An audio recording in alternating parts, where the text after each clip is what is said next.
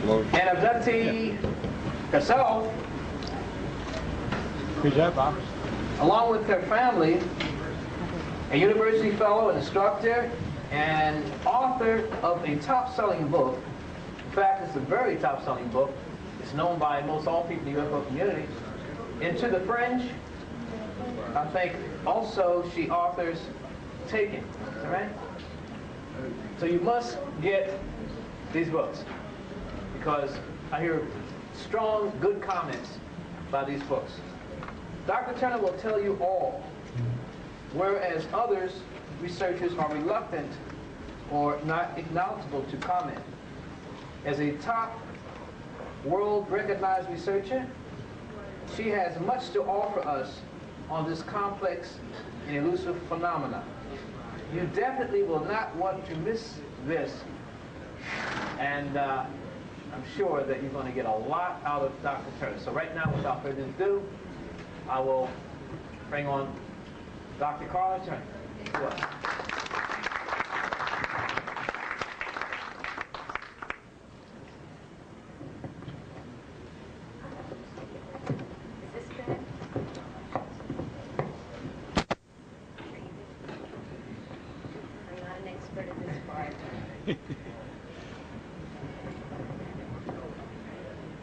All right, is everybody able to hear me now? Good. I'm glad to see that the real core group is here. We don't have to deal with all the socializers. These are people who've given up at least some of your supper time to come in, and I'm very appreciative of it. And Bob, I'm very appreciative of what your group is doing here. I think it is historical, and I'm very pleased to be part of it. I'd like to start by telling you something that happened earlier this year. In January of '94, while I was working on the research and getting ready to publish my first research report, which is a book called Taken, Inside the Alien Human Abduction Agenda. I was talking with one of the 8 women whose cases I'm reporting on in this book. Her name is Angie. She's in Tennessee. I'm in Arkansas. We were on the phones, and both of our phones were regular phones, not cellular or anything like that.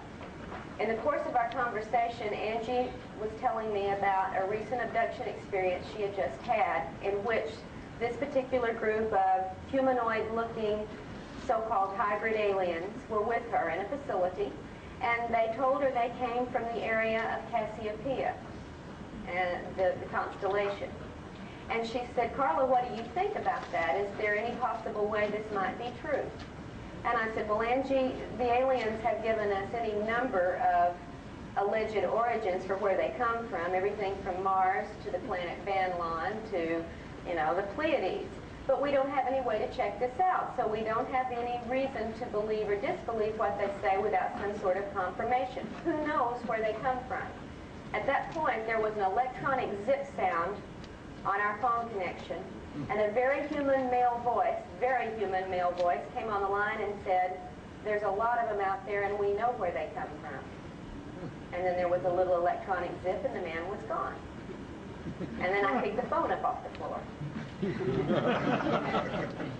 So to tell you that this is a phenomenon, the abduction scenario, that involves not only non-human entities from a place unknown as far as we can verify, it also involves very, very human agencies who monitor abduction experiences and events, who perform surveillance upon abductees, who initiate intimidation and harassment upon abductees, and at times, as you'll see in my book and in my presentation tonight, they abduct abductees and interrogate them, often with threats and often with the use of drugs and other mind control techniques, trying to elicit information from us about what is going on. And so that's sort of where we're going to head. I just wanted to let you know this is not simply secondhand reports. My family, in its own experiences, has had military human agency involvement, and so have 4 of the 8 cases I report about in Taken. And I think here at least is one of those handles we've been looking for. How do we get hold of something so elusive that it can pop in and out of our reality, can put us under immediate control when it happens, can alter our perceptions to be whatever they want it to be, and we can do nothing in return? When there is a human element involved, there is the opportunity to do something about this. And in this phenomenon, there is very definitely a human element involved.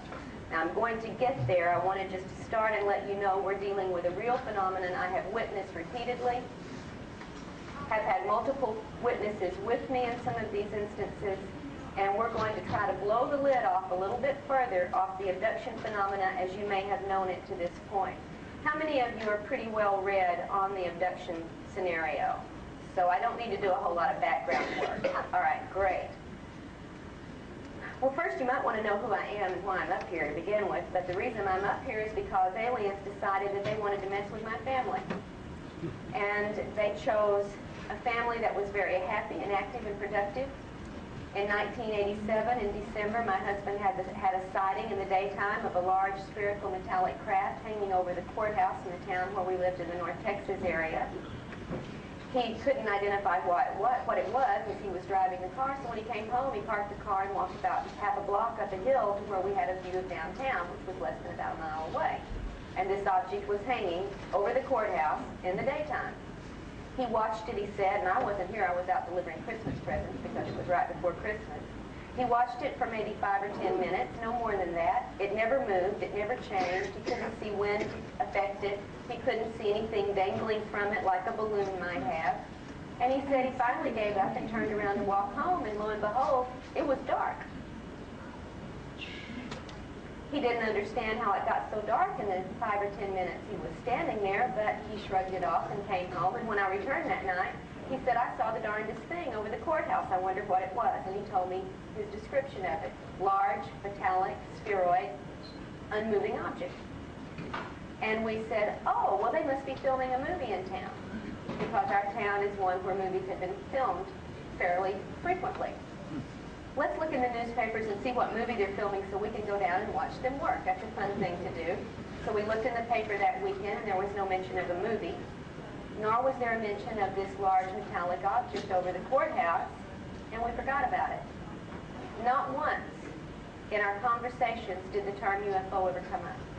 We didn't even think of it. It wasn't part of anything we dealt with. We were not prone to this subject. We had not read on this subject. I was a college instructor of English, had been for 10 years. My husband was a computer systems analyst. My son was a graduate student in physics. We were doing a very normal set of activities in our lives, and UFOs were simply not part of that. But when, several months later, stress had taken its toll, unknown caused stress, in both of our lives to the extent that we were driven to seek counseling and physical help for some of these symptoms, hypnosis was used with me to help teach me how to relax the symptoms of stress I was having. And when my husband's counselor finally dismissed him and said, I'm sorry, I can't find the cause of your stress, I offered to show him how to do self-hypnosis so he could relax the symptoms he was having, which included blinding headache, back pain, paralysis and numbness in one leg from the hip all the way down to the foot, partial blindness, nausea, etc. I was having TMJ symptoms that I had never had. My teeth and jaws were clenching so tight I was deforming the muscles in my face and neck. Again, for no known reason. I was at the point where they were considering surgery to correct this. And we didn't know why we were stressed out. The first night that I taught my husband how to do self-hypnosis so he could relax his symptoms was May 2nd, 1988. When he was sufficiently into a trance, and by the way, he went into it fairly easily, and I'd never done hypnosis on anyone. I'd only had it done on me a couple of times, but it was an easy process to get into a trance state.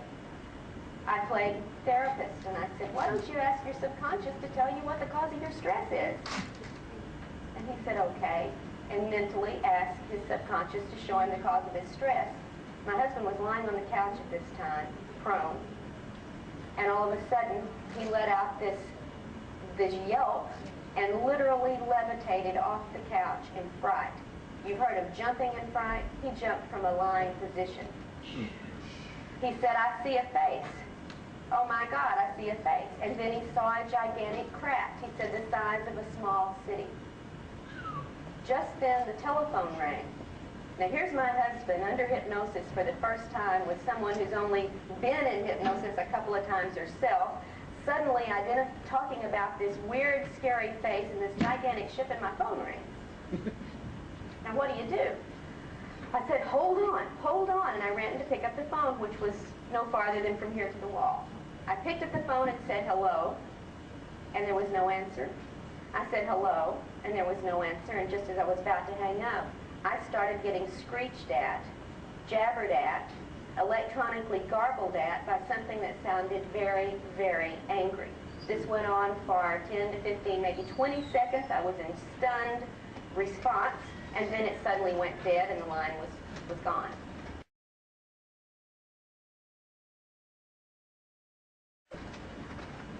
I didn't have time to deal with this. I had a husband on the couch freaking out under hypnosis. So I simply hung up the phone and went back to see if I could bring him out of this trance because we didn't know what was going on. This was the beginning of an odyssey that led me far, far away from the academic community. A couple of months later brought me, fortunately, into contact with Barbara Barthlick, whom you heard earlier this afternoon, who was gracious enough to take on our situation and help us to investigate what was going on in our lives. And the story of everything that we uncovered in that first year and a half of investigations is presented in a book that was published in 1992 by Berkeley called Into the Fringe. If you're interested in the story of what my husband, my son, his fiance, his roommate, and several other family members went through during this literal siege or invasion for about 18 months in our lives, very consciously as well as on the subconscious level, with all sorts of corroborating external evidence, then I recommend you might want to look at the book. Now, it's only a $5 paperback. Most people can find it at a used bookstore, and I told them I really appreciated that because most of my friends were not rich enough to afford those hardback books. So it's at least one of the things that is available if you're interested in the personal account and the heroic work that Barbara did with us to bring us through a time when we were so lost, we did not know what to do. We were followed by unmarked cars. We had lived in the same house for 5 years with never a helicopter over our house, and beginning at this time we had almost daily helicopter strafing, sometimes in the middle of the night so loud the windows almost broke from the activity, sometimes as many as 9 in a day, circling and circling our house. We began to have interference on our telephone calls, and never when we were talking about recipes or the family or work, but only when UFOs were the subject of conversations.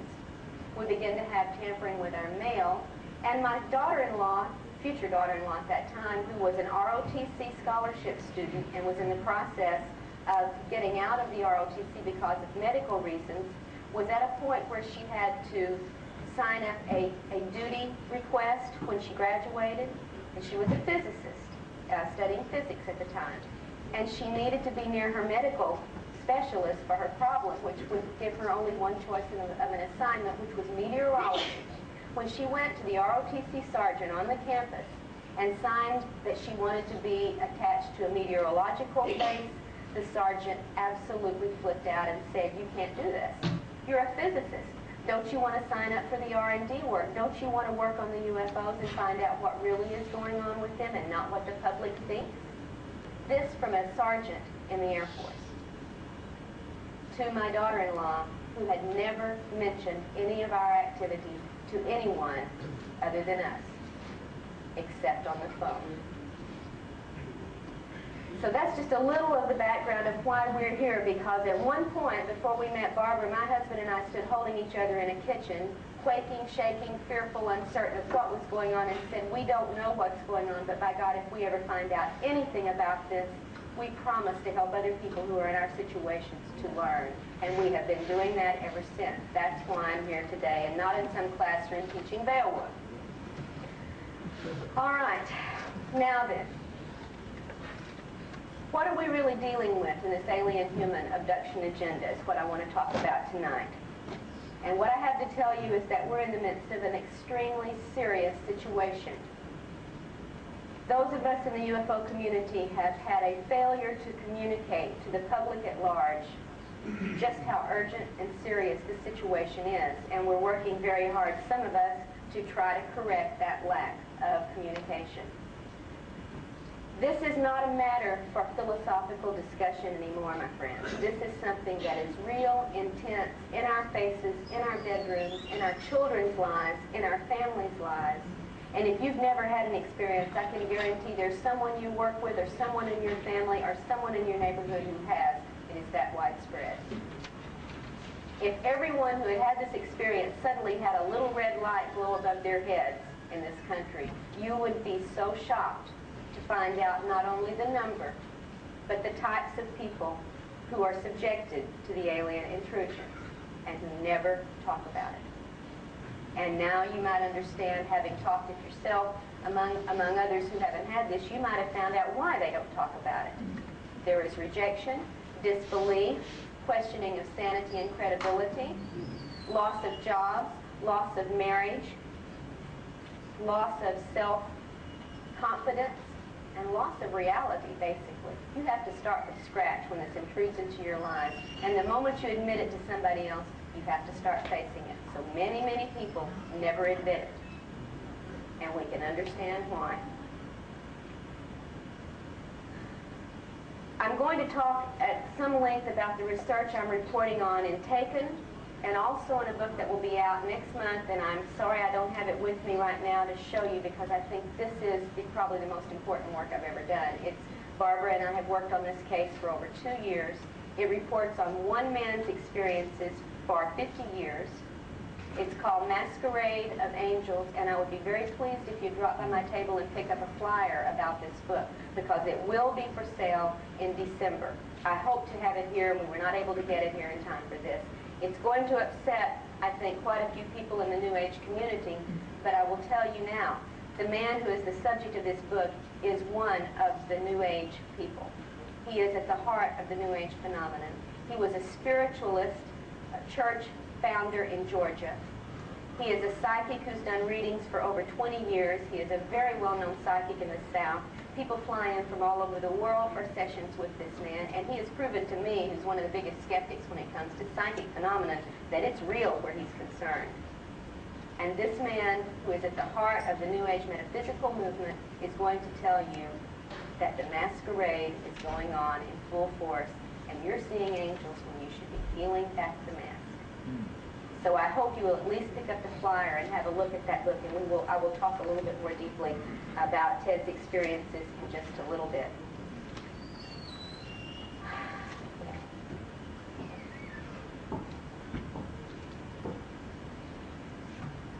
I think we should look first, before we get into the specifics of the research, I want to tell you what has happened to this abduction phenomenon in general, and you've read about it, so you're going to follow me very quickly as we go through how this has been a revelation of experience to the UFO community. Some of you have been studying UFOs since the 50s or the 60s, maybe some since the 40s.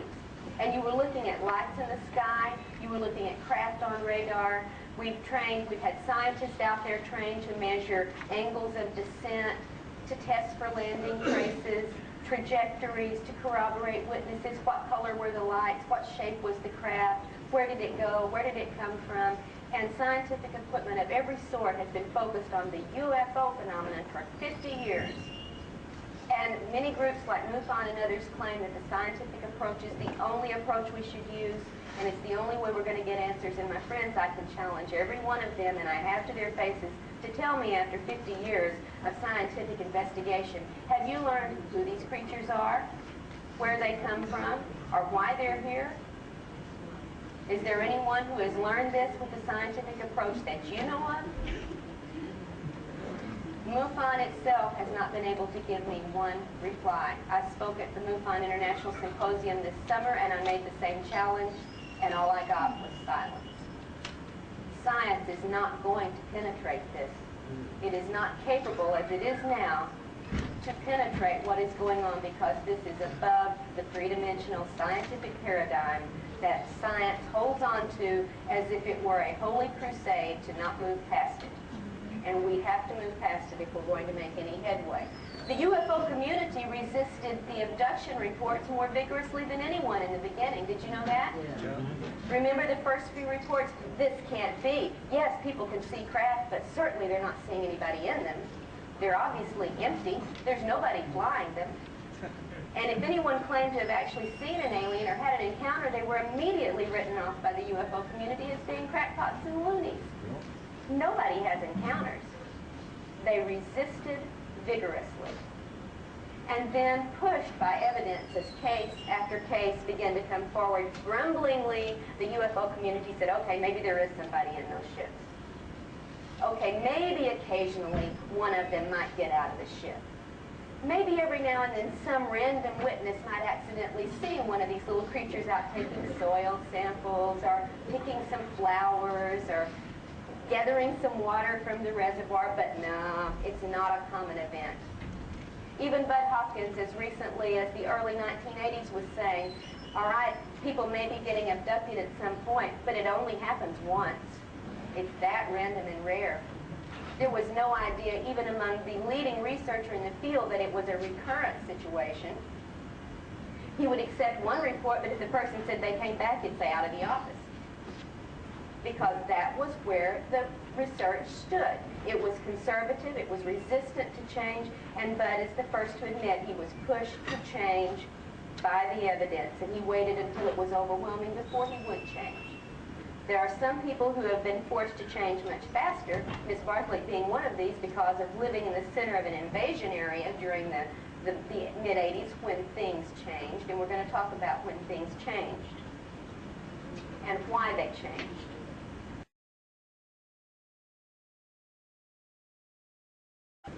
Now, David Jacobs has said recently that as far as his research with Bud and others has shown, the activity really began around 1900.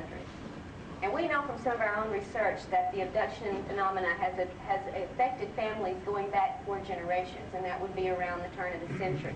In my husband's family, for example, his grandmother had an encounter with non-human entity that led her off into a swampy area where there was a period of missing time before she was returned when she was only 5 years old. That was 1903. So if you think it's new, if you think it's something the media has spread, you start looking into the cases and find out how far back it goes in some of these families' generations. I know of an African-American family in East Texas that has had it going on since the early 1900s, and it's still going on today with that same family.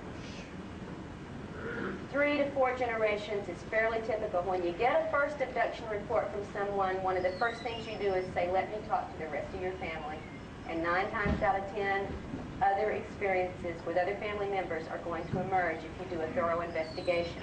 So we know this is not a new phenomenon that somebody dreamed up out of false memory syndrome, out of Close Encounters of the Third Kind, or the movie E.T., or science fiction of the 30s and 40s. It was there before the turn of the century. It is transgenerational. And all the way back to UFO sightings, although they didn't call them UFOs then, missing time episodes, non-human entities, balls of light outside of the house, balls of light in the house, and screened episodes that are very familiar from the most modern reports we've got today. This goes back at least that far. We have reason to think from people like Jacques Vallée and some of the others who've worked into the historical perspective that this has been going on maybe for hundreds of years. Some people like Zechariah Sitchin say maybe it's been going on for thousands of years. I won't disagree with any of them, but I'll tell you this, whatever was going on for those hundreds of thousands of years at a fairly steady level is not going on now at that level. It has changed. Standard operating procedures out the window. What we have now is an explosion since the mid-80s of abduction activity, consciously remembered encounters, multiple witness abduction encounters, UFOs on radar, photo, video, live action. It's performing in many, many areas for many, many witnesses and invading many, many lives. And that was not the case 100 years ago, not the case 500 years ago. Something has changed. And I think we better pay attention to why it's changed now and try to talk about what's behind the change, what's the nature of that change, and how should we feel about it. For the most part, for these hundreds of years, all these encounters were only very consciously remembered, very heavily screened, fairly non-intrusive, and extremely isolated. That ain't the case now. Not what we know of from the work that's been going on since the early 80s. Now, when did the change start to shift?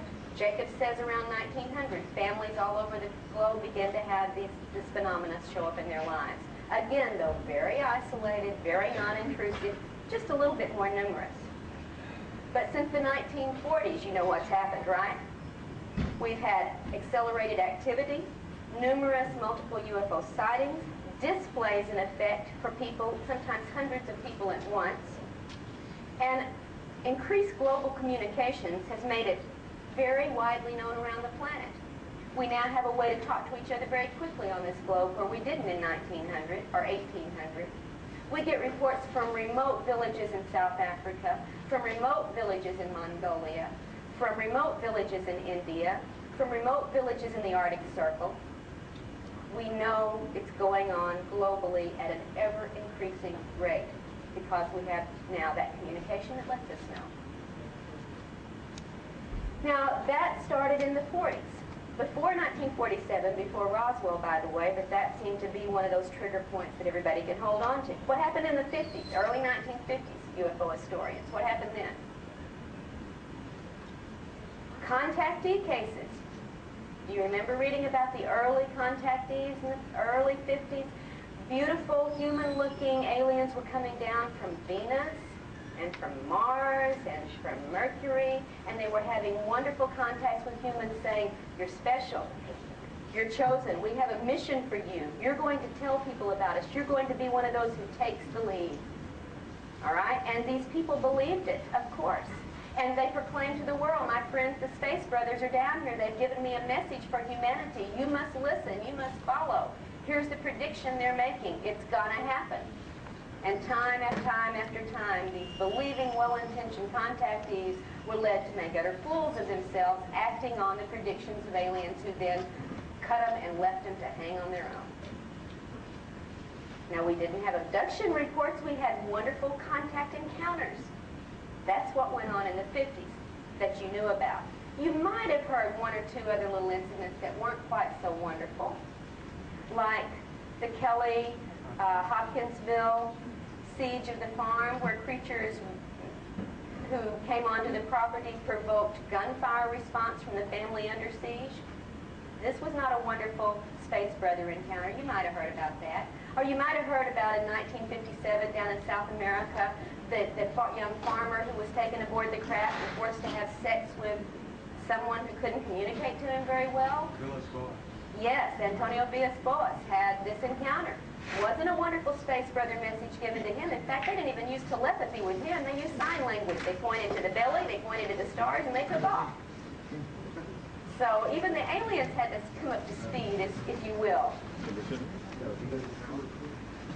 Yeah, it's right here. All right? That was in the 50s. Okay, all right. And normally, these Space Brothers identified themselves as coming from somewhere familiar. The Moon, Venus, Mars, Jupiter. At that point, they weren't yet up to telling us that they were from the planet Banlon. That comes later. And these contacts all seemed positive and friendly for the most part, except for those couple of little isolated cases I mentioned, and there were some others you probably never heard about that are there in the obscure literature if you care to look. Now, from the mid-50s to the mid-60s, what happened? That's when we started getting the real, quote-unquote, abduction reports. After Villas-Boas, then we had Betty and Barney Hill. All right, and this one made the news. Somebody, for some reason, tended to give a little credibility. Even Life magazine in 1966 in October covered their story and treated it fairly straightforwardly.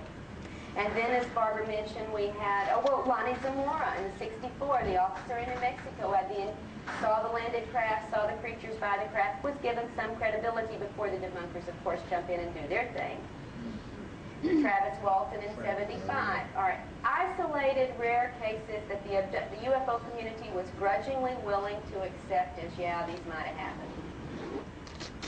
Little did they know it was happening down the street, across the street, next door. And little did we who it was happening to know this either, because it was kept suppressed, it was kept screened, and we were kept very, very confused about what was going on. I've had conscious encounters since the age of 5. Until 1988, I had no context that told me what this all meant. I didn't know what these things were. I just knew they happened. And many people whose trigger went off in the mid-'80s will tell you the same thing. Yes, there was something in my room at 3 years old. Yes, there was something when I was 12 years old. I didn't know what it was. I thought it was an angel. I thought it was a ghost. I thought it was my child's imagination. We had them going on, these events, and we didn't know what they were.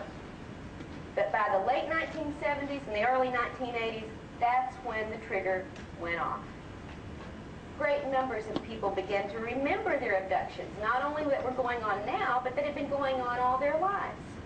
And then the debunkers had a field day saying, who's putting these ideas in these people's heads? If you had it at 5 years old, why didn't you remember it and tell somebody about it? Well, I can here to tell you, as one of the many people who did remember and who did tell their parents about it, we were told, honey, it's just a dream. Nobody believed us, and they had no reason to. And so we quit believing in ourselves. We became self-doubting because we were having experiences that nobody, including us, could accept as real. And the UFO community slowly, by the early 80s, had to start listening to pioneers like Bud and others who were working in this field to bring this information to light and saying, okay, maybe it's going on. I'll tell you, since most encounters are suppressed or screened in our conscious memories, they could be much more numerous even today than we have any idea. We do not know how many times we've been abducted. I've been interviewed in numerous public forums, by television, by radio, in conferences, and people say, how many times have you been abducted? And I had to say, who the heck knows? I sure don't. I have signs of abductions many times when I have no memory. We do not know. What we remember is very little, and it is certainly not enough to give an honest answer or upon which to base any theories. But it was at this point that the serious abduction research began. And the reporting of this research in widely read books like Missing Time and Intruders and Communion and so on finally gave the public at large a context, a language in which they could discuss these things. If you don't have a language, you can't talk about it. We finally got a language of terms, of experiences, of validation.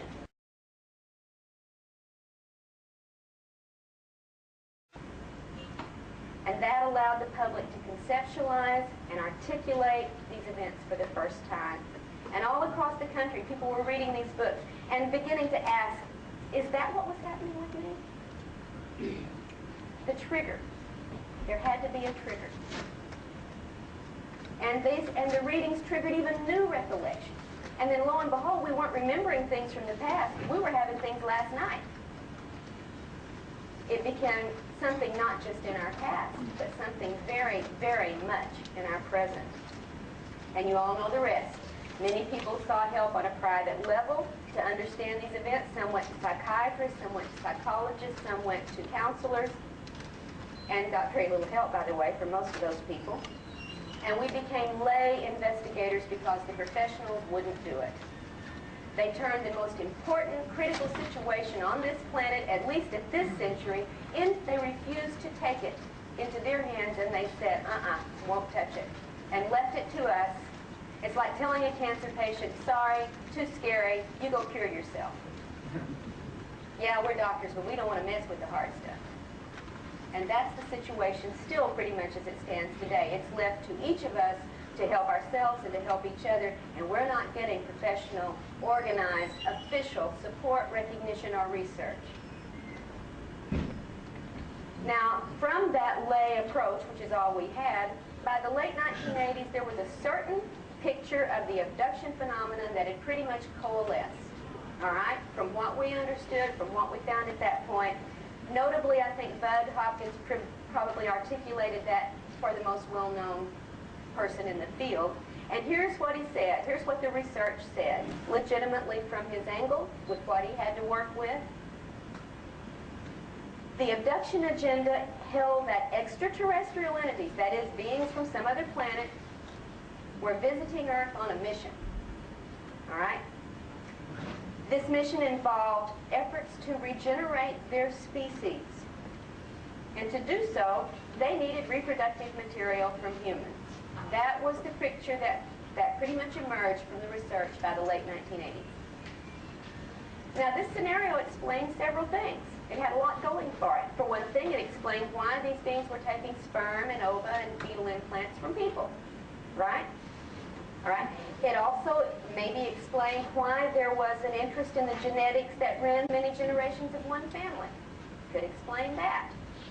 And it could maybe explain why these little gray aliens coming into everybody's bedrooms and cars and places to take them look so feeble and sexless and emotionless and degenerate. Degenerate in the physical term. Why, sure. They're on the downside of their evolution. They're de-evolving. They need new blood. They need new DNA. That's why they're here. Problem solved. Right? Well, there were some problems with this little scenario. And anyone who used some of their God-given logic to think about it could see what some of these problems were and are. For one thing, how could an alien race procreate with human reproductive material? You take your cat and your chicken and you try to get them to procreate together. Hey, take your cat and your dog and try to get them to procreate together. How could an alien race use our DNA? Problem here. How could that be genetically compatible? And by the way, while we're talking about all these questions, what do all those non-reproductive events people keep reporting have to do with crossbreeding? So there were still some questions this scenario did not answer. All right, so it was forced by the sheer weight of the reports coming in from hundreds and hundreds and hundreds of people around this planet, it was forced to expand. They said, okay, maybe we didn't understand it altogether, right? Maybe we just had part of it and now we're going to get the rest of it. And what they were forced to face was that this agenda is far more complex than merely a degenerating alien race trying to upgrade their species, because it didn't explain what was going on in bedrooms and cars and homes around this planet night after night. Hopkins and Jacobs and others who had held to this crossbreeding scenario as a firmly fixed, limited agenda had to start expanding what they were saying. And soon they were postulating that the aliens were also studying human emotions. And they were also studying maybe, well, it appears they're studying human sexuality. And by golly, it looks like they're studying human pleasure and pain responses as well, from what the abductees are telling us is going on. And what do these things have to do with crossbreeding? Why do you subject a person to excruciating pain to measure a response in order to crossbreed? Why do you do sexual molestation to a 5-year-old to crossbreed? Why are these things happening, and what do they have to do with this agenda we felt real confident that we had understood? People were being subjected to terrifying situations, excruciatingly painful procedures, traumatic sexual encounters over which they had no control and for which no acceptable explanation has yet to be given. And to complicate matters, now you don't have it bad enough already, to complicate matters, we've got this increasing number of abductees who aren't abductees anymore, they're contactees. In fact, they're claiming their alien visitors are superior, benevolent, spiritual, sent by God himself or herself, helpful, and here on a mission that has nothing to do with saving their species. Buzz got it wrong. It's not their species here to save. They're here to save our species. Ah, now we understand what they're doing, right? That's why they have to do all these things. They're here to save us. And based on this activity, a whole new age agenda sprang up pretty quickly. For those of you who followed this phenomenon for several years, you know how fast that came up? Real fast. It offered a completely different view of alien encounters. And to this very day, the metaphysically optimistic theory is at war with the original view of this phenomenon. There is a war among the researchers. And it's bolstered by a lot of other information. For instance, a flood of channeled information coming in claiming that this is the case. People are getting channel material from all over the place. Now here's where we get anthrax from the planet Banlon coming in, telling us what's going on, how we've screwed our planet up, how our race is dying, and how they're here on a mission from God to save us, or conversely, to rescue some of us. The rest of us just don't make the cut. Or conversely, to help us elevate to the next level of density so when the planet does its catastrophic thing, we won't feel it, folks. Or, conversely, for the resurrection when Jesus returns in the spaceship, and we get it all. All right? We've had channel material that gives us all the spiritual hype. We've got spectacular healing events, and I know they're real. I've documented some of these, so has Barbara, so have others. We've got increased psychic phenomena among many of the contactees, or experiencers as they like to be called. And we've had all these predictions of why we need alien help, why the Earth is in imminent danger of cataclysmic destruction. It's going to have a pole shift. It's going to go to the next level. It's going to go through nuclear war. It's going to go through ecological disaster that we've caused. All sorts of explanations, none of them ever the same, are given to people for why this mission is going on. And they're here as angelic angels to assist our survival and our transition. Sorry, Bud and Dave, you had it wrong. We're not crossbreeding to save us. We're crossbreeding to save you. And challenging both of these theories, of course, has been the vigorous campaign by our friends, the debunkers, who are here to explain the whole phenomenon away. Don't care what stance you take on it, because after all, they know it's hoaxes, hallucinations, mental disorders, mass hysteria, misperceived night terrors, dreams, hypnagogic and hypnopompic effects, suppressed memories of child abuse, and of course, the newly created convenient excuse of the false memory syndrome. Why, there's no alien, there's no abduction, there's no UFO, honey. You're all just screwed up. All right? So that's where we stand today. We've got the metaphysical camp, we've got the cross-feeding camp, we've got the debunkers in the center having a field day making fun of both camps, and us poor abductees are out here saying, if you ask us one-on-one, we don't know what's going on. All right? The experts are telling us, but we're hearing it happen, and we don't know what's going on. So in spite of all these arguments and the controversies and the counter-arguments and the outright holy war of conflicting opinions, my friends, the abduction agenda has not only continued, it has exploded in our faces.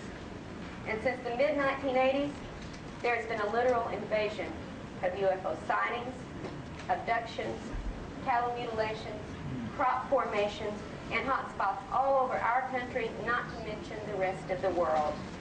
And I'll just list a few you might be familiar with. You want to go where there's UFO activity? Oh, it's close by. You've got it in Gulf Breeze and various other parts of Florida. You can go to Tacoma, Washington, and the area around there and find all you want. How about the Virginia-Tennessee border? Got it going on hot and heavy. That too far away? How about Hudson Valley and upstate New York? You can find it there. Want to go out west? Well, head to Colorado, New Mexico border. We got plenty for you there. Want to go south? Try the Oklahoma-Arkansas border. Heck, try the Arkansas-Missouri border. If that's not good enough, come on down to Texas. We got it hot and heavy.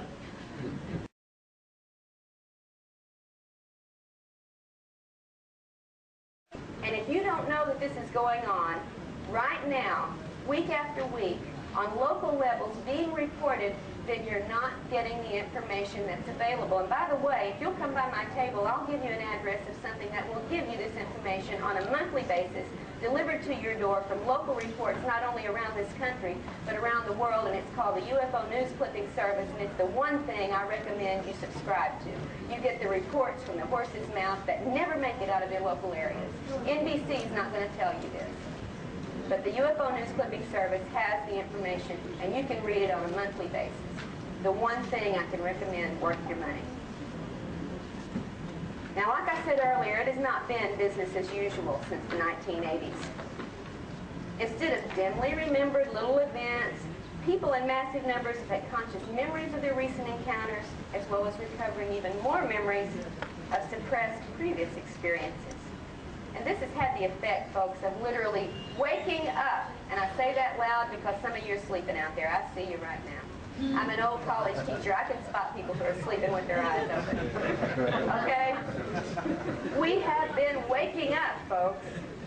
And we've been waking up to the fact of our involvement with non-human entities, and that awakening has had and continues to have a profound effect on not just us, but the entire society we're living in, and I'm talking globally.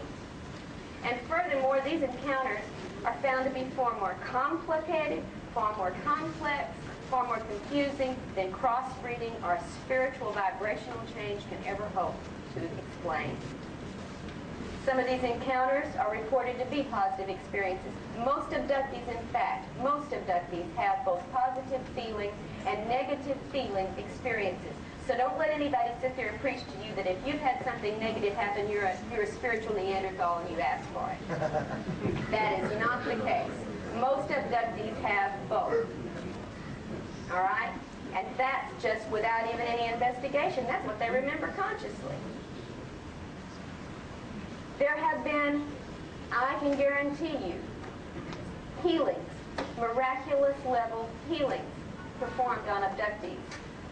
We know of one case in Texas where a woman was in a car accident last year, was 14 broken bones resulted from this. She was in a hospital bed at home, unable to move. That's why she had to have a bed in the living room, because she couldn't get up and down without help. In the middle of the night, 3 little gray aliens show up in the bedroom, come over, do something that she's not aware of because they knock her out. And when she comes to, they're gone, and she jumps out of that hospital bed, runs to the bedroom and says, honey, they were just here. Well, honey's falling over in a faint, not because the aliens have been there, but because this woman with 14 broken bones who can't move is jumping up and down in his doorway.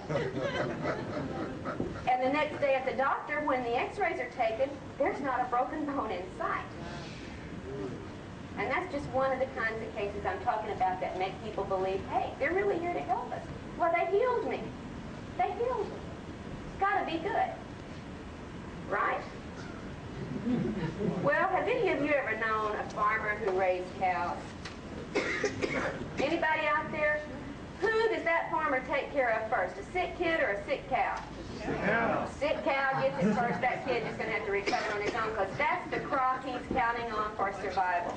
He gets those cows to the vet right away. And is it because he loves that cow and he wants their spiritual level to move to a higher vibration?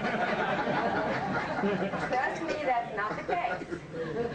So don't make quick assumptions. Somebody's been healed, therefore it must be an angel doing it. It could have been a really concerned farmer.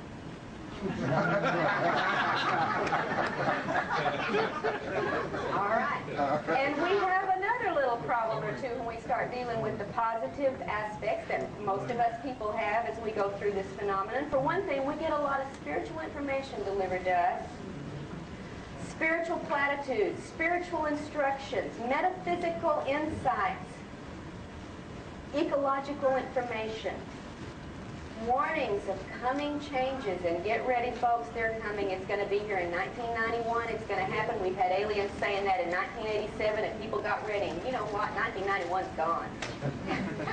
And then it was 1993. It's going to happen in August of 1993. You've got 3 different Pleiadians' words on it, and everybody gets ready and sells all their goods, and they're waiting. And you know what? 1993 is gone. And they're still saying the same thing. Man, if they could only get their story straight one time, we could have a little credibility, but they just don't seem to get it straight. And so far, they haven't delivered on their predictions. And if you start basing your actions on getting ready for one of their predictions, can I please have first crack at buying you out at a cheap price? Because I plan to be here a little bit longer. Now, I'll tell you something. Not only do we get the spiritual and metaphysical and ecological information delivered to us, not only do we get the healings and the predictions and the coming changes, nobody's stopping to ask, now wait a minute, what did that have to do with the crossbreeding program? And the spiritual side's not saying, now wait a minute, what is it, where is it in the Bible that it says angels do rectal probes on children? See, somebody's not using their logic, and somebody's working real hard to keep us from being logical about this. And I'm going to talk about why this is the way we're responding. We have been programmed to such a degree that it is really and truly not funny. And I tell you, even though these things are going on and the reports are valid, that you're getting people who are telling you the honest truth about what's going on with them, we still don't have anything to really account for or legitimize or excuse or justify the physical and emotional procedures that are traumatic, illness-producing, personality-degenerating, and sometimes lethal in their after-effects on us fortunate chosen abductees. For instance, one of the most common sets of problems, and I could give you statistics, but who cares? I'll just tell you what the statistics tell us. that kidney problems, back problems, headache problems, nausea, unexplained rashes, hair loss, eye damage, and extremely bad gynecological problems are the common results in many cases of the abduction scenario. Sounds like that cross-breeding program's running into trouble. And to get that spiritual vibration up to the next density, you got to lose your uterus, sweetie. There's some problems we better start thinking about. I'm being funny, but I don't feel funny. I'm telling you now, you have to start thinking. You have to wake up. Somebody get that person back there. I see him asleep. And not only have there been illnesses following this and traumatic breakdowns, there have been illnesses no one to this day in the medical community has been able to explain. And I may call Miss Barkley up here to witness on some of these. We have some cancers, or alleged cancers, only 3 months after abductions on a particularly healthy man that could never be explained. The best medical specialist in the country said, this is so rare we haven't even seen a handful of cases in all the history of recorded medical science. And by the way, what's that blue stuff and those scooped out marks on his legs? And he's dead, by the way, when they're doing this autopsy. And this is 3 months after a wonderful abduction experience at his house. We have another case in South Arkansas where an entire family, a mom, a dad, their grown child, and her husband are abducted, where there's a big flat going on. There was sightings so numerous that the camera crews from the TV stations used to come out and shoot them because they were showing up on schedule. Had an abduction for the entire family, and afterwards, in this area where many abductions were going on, one of the women who had been abducted began to have her breasts rot off. Rot off. From no known explanation. No doctor could stop nor could identify, and I believe there were 20 surgeries at last count to try to repair the damage. And these are just a couple of examples of the fortunate after effects of us chosen experiencers. And there have been deaths. There have been deaths that have been predicted and threatened to abductees by the aliens as a means of coercion, and those deaths occurred. And they occurred exactly as the aliens said they would occur. And this can be verified in private for anyone who does not think this is true. The people who are involved in this will not let themselves be identified because they still have other people living who are under threat. Those are the cases nobody wants to hear about, and certainly nobody wants to talk about. And before you start believing everything your abductees are telling you, you might want to talk to the survivors of some of these cases.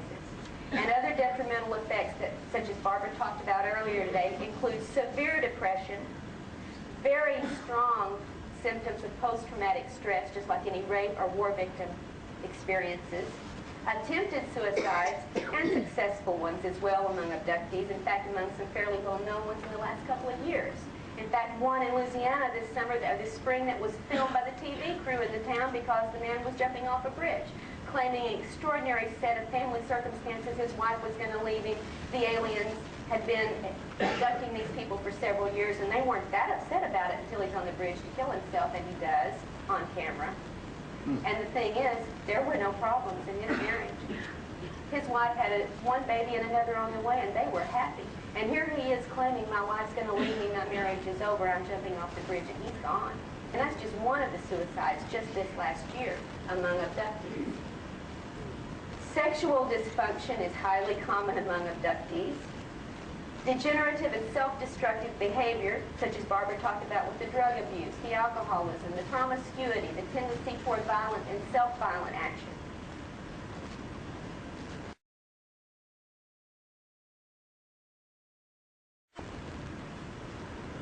All right, I've got one more hour. I tell you, I'm going to wrap up real quickly to a break point, and then we're going to take a little break and everybody go to the bathroom, have a cigarette, and calm down, and then we'll come back and finish. So what I'm getting up to before I started my specific research report is that neither theory, the New Age or the crossbreeding, adequately explains the alien abduction agenda from the reports that we know are valid. And the abduction research field is in an uproar, and it's all alone in dealing with this situation. Now you might ask, what have our authorities and officials in government been doing about this? Well, to begin answering that question, I want you to remember that I want you to realize something. There has been a revolution that's taken place in our government. And here in the Cradle of Liberty, I feel like we need to call for another one.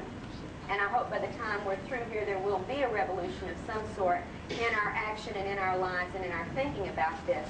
But there has been a revolution within our government.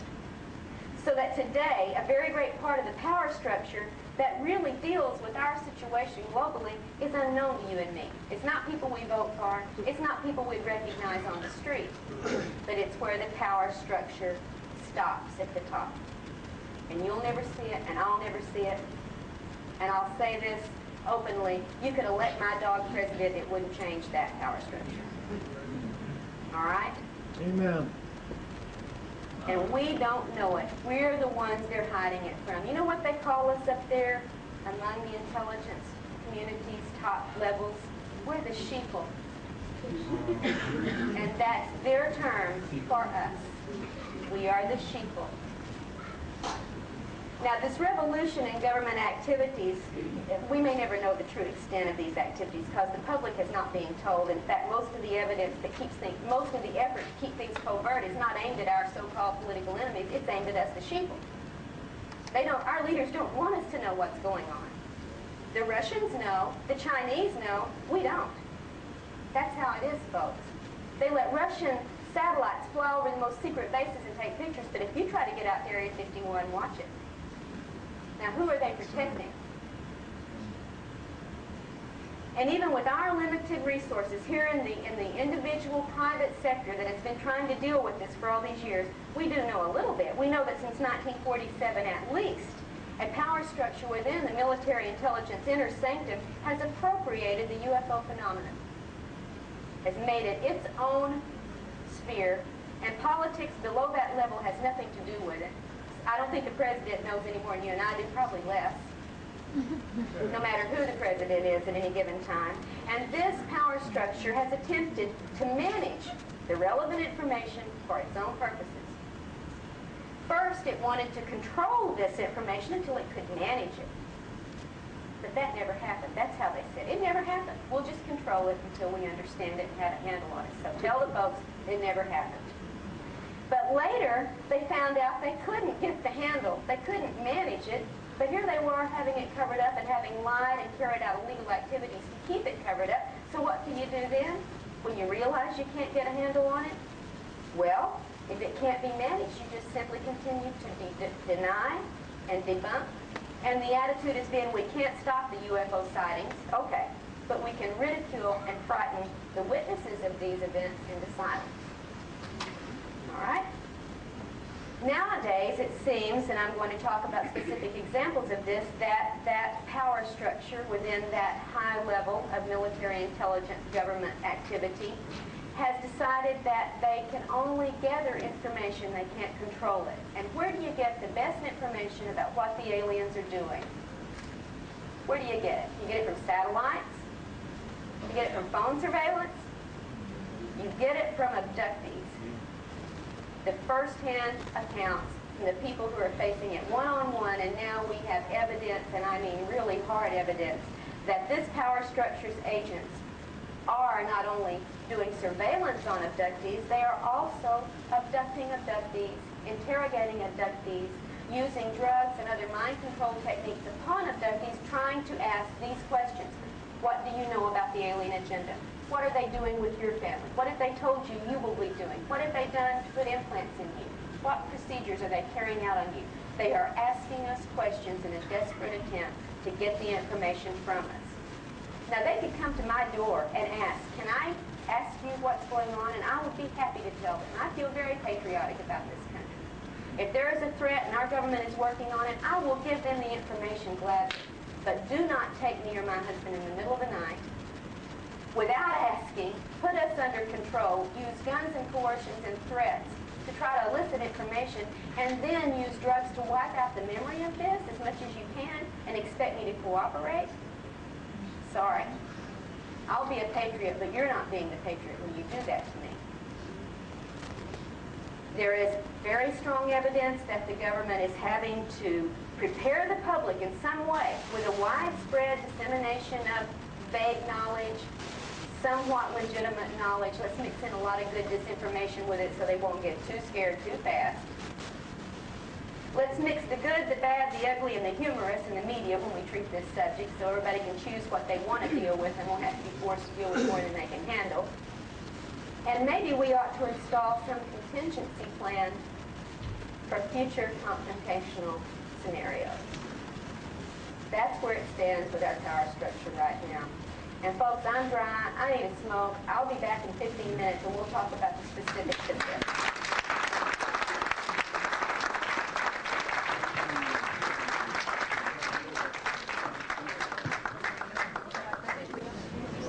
Okay, Karla. All right, I told you I wanted to talk in specific about my research once we got the general scenario spelled out, and I think I tried to do that as well as I could in the time I had, so I'm going to tell you now about the specific findings for why I'm telling you the things I'm telling you, what kind of evidence we have to support this. There are 2 books currently that report on my specific research, and the first book is the research Barbara Barthlick and I have worked on together for over 2 years. No, the second book. I'll get to that one in just a moment. The first book is out now. It's called Taken, Inside the Alien Human Abduction Agenda, and I call it Taken because, honey, we're being taken for a ride in a lot of ways. And this book reports in depth on 8 different cases of abductees around the country. For a specific reason, I chose in this book to look at only women's cases because I wanted to make some very close correlations in these reports, and therefore I wanted a very uniform group of abductees for this particular project. But I don't have any feminist agenda. The next book, which will be out next month, is called Masquerade of Angels, and it deals with one man's entire account of abduction, lifelong abduction experiences. So just because this one happens to be all on women doesn't mean I only deal with women's cases. But it gave me a homogeneous group for comparison purposes. And I'll tell you another reason it's easier sometimes to work with female abductees than with male abductees is because so much of this material is very, very intimate and very frightening, I think, more often for perhaps the male ego than the female ego. And I don't mean that at all derogatorily. There are differences between the sexes. We all know that. We have our strengths and we have our weaknesses.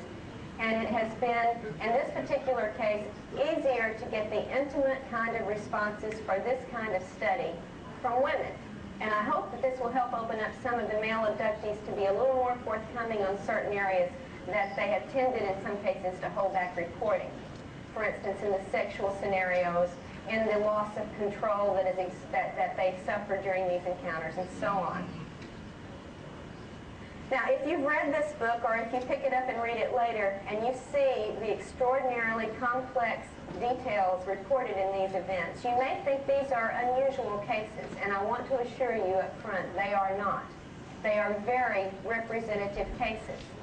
The reason you may find these unusual is because most of the reports you've read and you've been presented on the abduction phenomena have been very censored, and they've been very partial, and in many instances they've been carried out by investigators and hypnotists who did not know to look beneath the surface. And what you got was a lot of surface reporting. And I want to tell you now that that is not where you're going to find the answers. There are levels and layers to this phenomenon within the abduction experience of every one of us who's had this happen that are covered by screens and illusions that require very thorough probing to penetrate. What I have tried to show in this book is how complex it is. And toward the back, if you get the 8 cases presented very often and very fully in first-person form rather than me telling you, I let the people tell you. And this is based 99% on their conscious recollections, not on hypnotically retrieved information so that the debunkers can say, oh, it was false memory or somebody implanted the idea. This is from their conscious lives, what they live with every day, without hypnosis. And really, that's more representative of what most abductees go through because most of us don't have anybody to do hypnotic work with us. It's the exception rather than the rule that you find a competent hypnotist that knows how to probe these screened memories. So it does take you inside what it's like to live with this.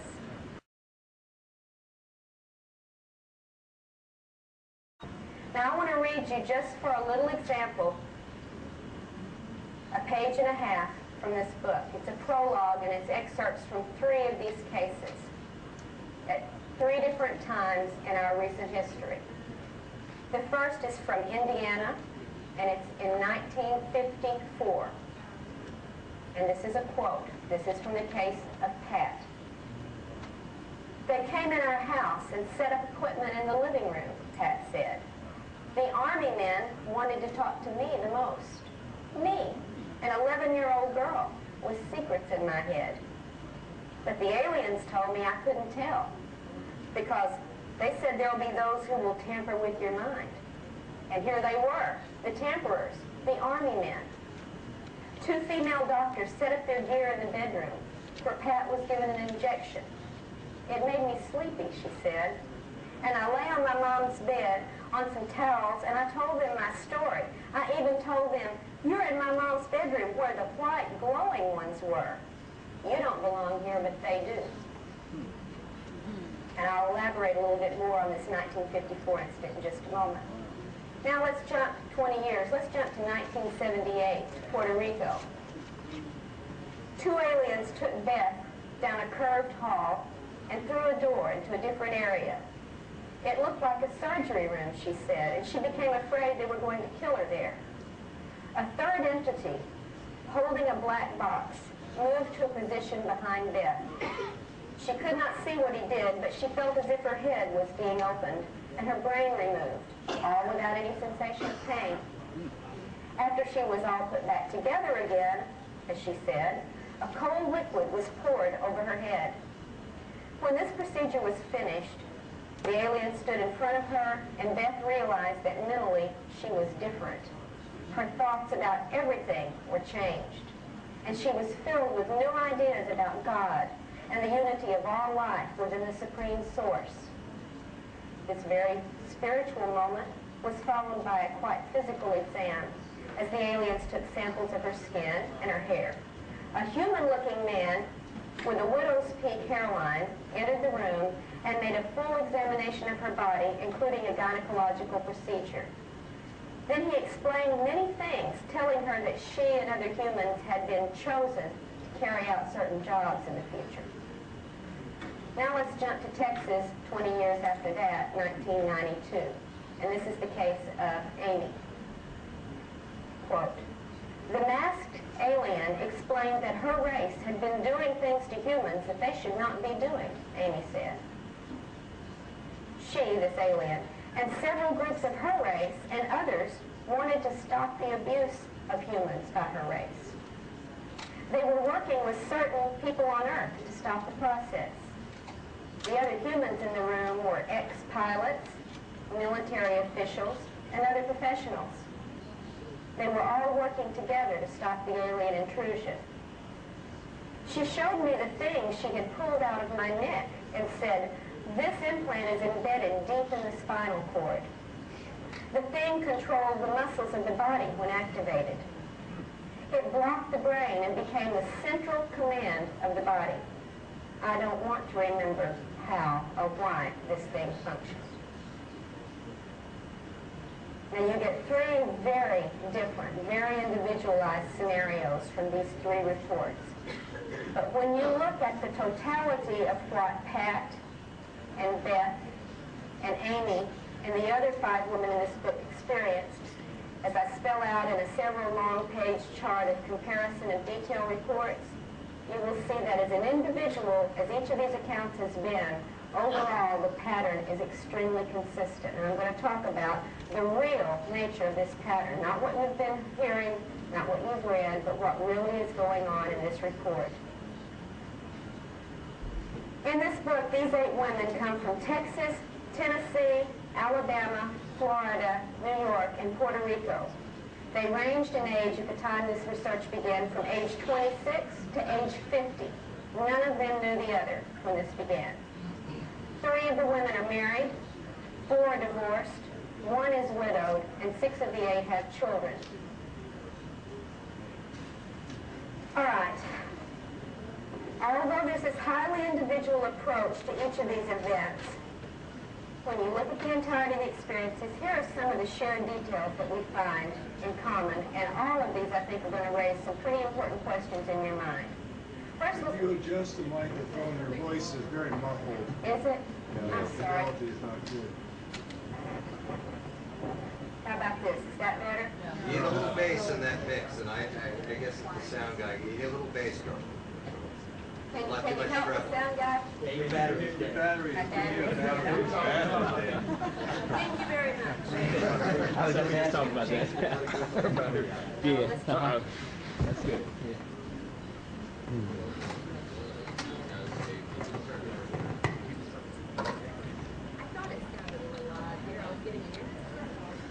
Very much. All right, let's start with first the nature of the contacts themselves. What do we have reported? UFO sightings, missing time during childhood, missing time during the adult phase, consciously recall scenarios both individually and with other people, virtual reality scenarios, and we're going to talk about that and some specifics a little bit later when we get to the second book, Masquerade of Angels especially, and telepathic communications. All of these constitute the kinds of contacts and experiences that abductees report. Just because you don't have them in the room touching your body, but you have them telepathically delivering information, this still is a contact. This is still part of the abduction scenario. And they vary from right in your face to remote communication to unreal, real-seeming events perpetrated mentally upon the abductees. What kind of creatures are we hearing in these reports? What are their descriptions? We get the grays. You know about the little short grays that act like they're robotic or android or insectoid in their actions that don't seem to have individuality. The little workers, and we're going to talk about those to some degree. You get insectoid-looking creatures. Tall, thin, normally very white, very skinny arms, 2 to 3 digits, triangular-shaped head with insectoid eyes. I've seen them, my son's seen them, many of you have probably seen them. I've talked to a few people here who've seen them. Reptoids, very robust creatures, normally tall, very scaly, smooth in one direction, sticky in the other when you rub over the skin pattern, clawed, webbed, and these guys have teeth, unlike the little grays. Then you get the white, humanoid-looking, not human-looking, but humanoid-looking, tall, thin, white, sometimes with very deeply wrinkled faces, with round eyes rather than the slanted eyes. And these, too, have mouths that open. When my husband was 11 months old and was abducted, he was allowed to put his finger in the mouth of one of these creatures. And he said it didn't have teeth. It had spongy, soft tissue, sort of like in a whale's mouth. You get blue humanoid-looking figures, very often reported. Not green necessarily, although those do come up, but more often blue than green. There are numerous reports of things that the abductees describe as dwarves or elves or trolls, very small, sometimes hairy, sometimes big-eared creatures. And then there's several varieties of completely human-looking individuals that show up in some of these accounts. Usually they're either blonde and beautiful, what we call the Nordic, the Pleiadian, or they're tall, very commanding, very much in charge, dark-haired humans with this widow peak hairline. Sometimes it looks artificial. Sometimes it looks even painted on. But nonetheless, those are the two most commonly reported human-looking type of creatures. But other figures turn up too in these accounts, and they're probably not what they appear to be at all when you start looking at the evidence. For instance, dead relatives are sometimes involved in these scenarios, and I'll give you one instance from Masquerade of Angels. Ted Rice, who's the subject of the book, was abducted with his grandmother when he was 8 years old. They were both given a liquid to drink. It very much altered their perceptions and their control. In fact, it acted somewhat as an aphrodisiac, and this has been reported in numerous other cases. The reptoid creatures approached the grandmother and wanted to have a sexual encounter with her. And she said, "I don't do that." I've only ever done that with my husband, and my husband's been dead 6 years, so I don't do that. Within a few minutes, they brought her dead husband into the room. And they engaged in sex. And in the middle of the sexual encounter, she realized it wasn't the dead husband at all. But the image was strong enough to convince her in the beginning that it was. Also, celebrities show up. President Clinton, Michael Jackson, Ted Danson, Shirley MacLaine. I mean, we've had all sorts of reports of celebrities involved in these abduction experiences, as if the aliens are drawing some image out of the abductee's mind that they think will make that person amenable to what's going on.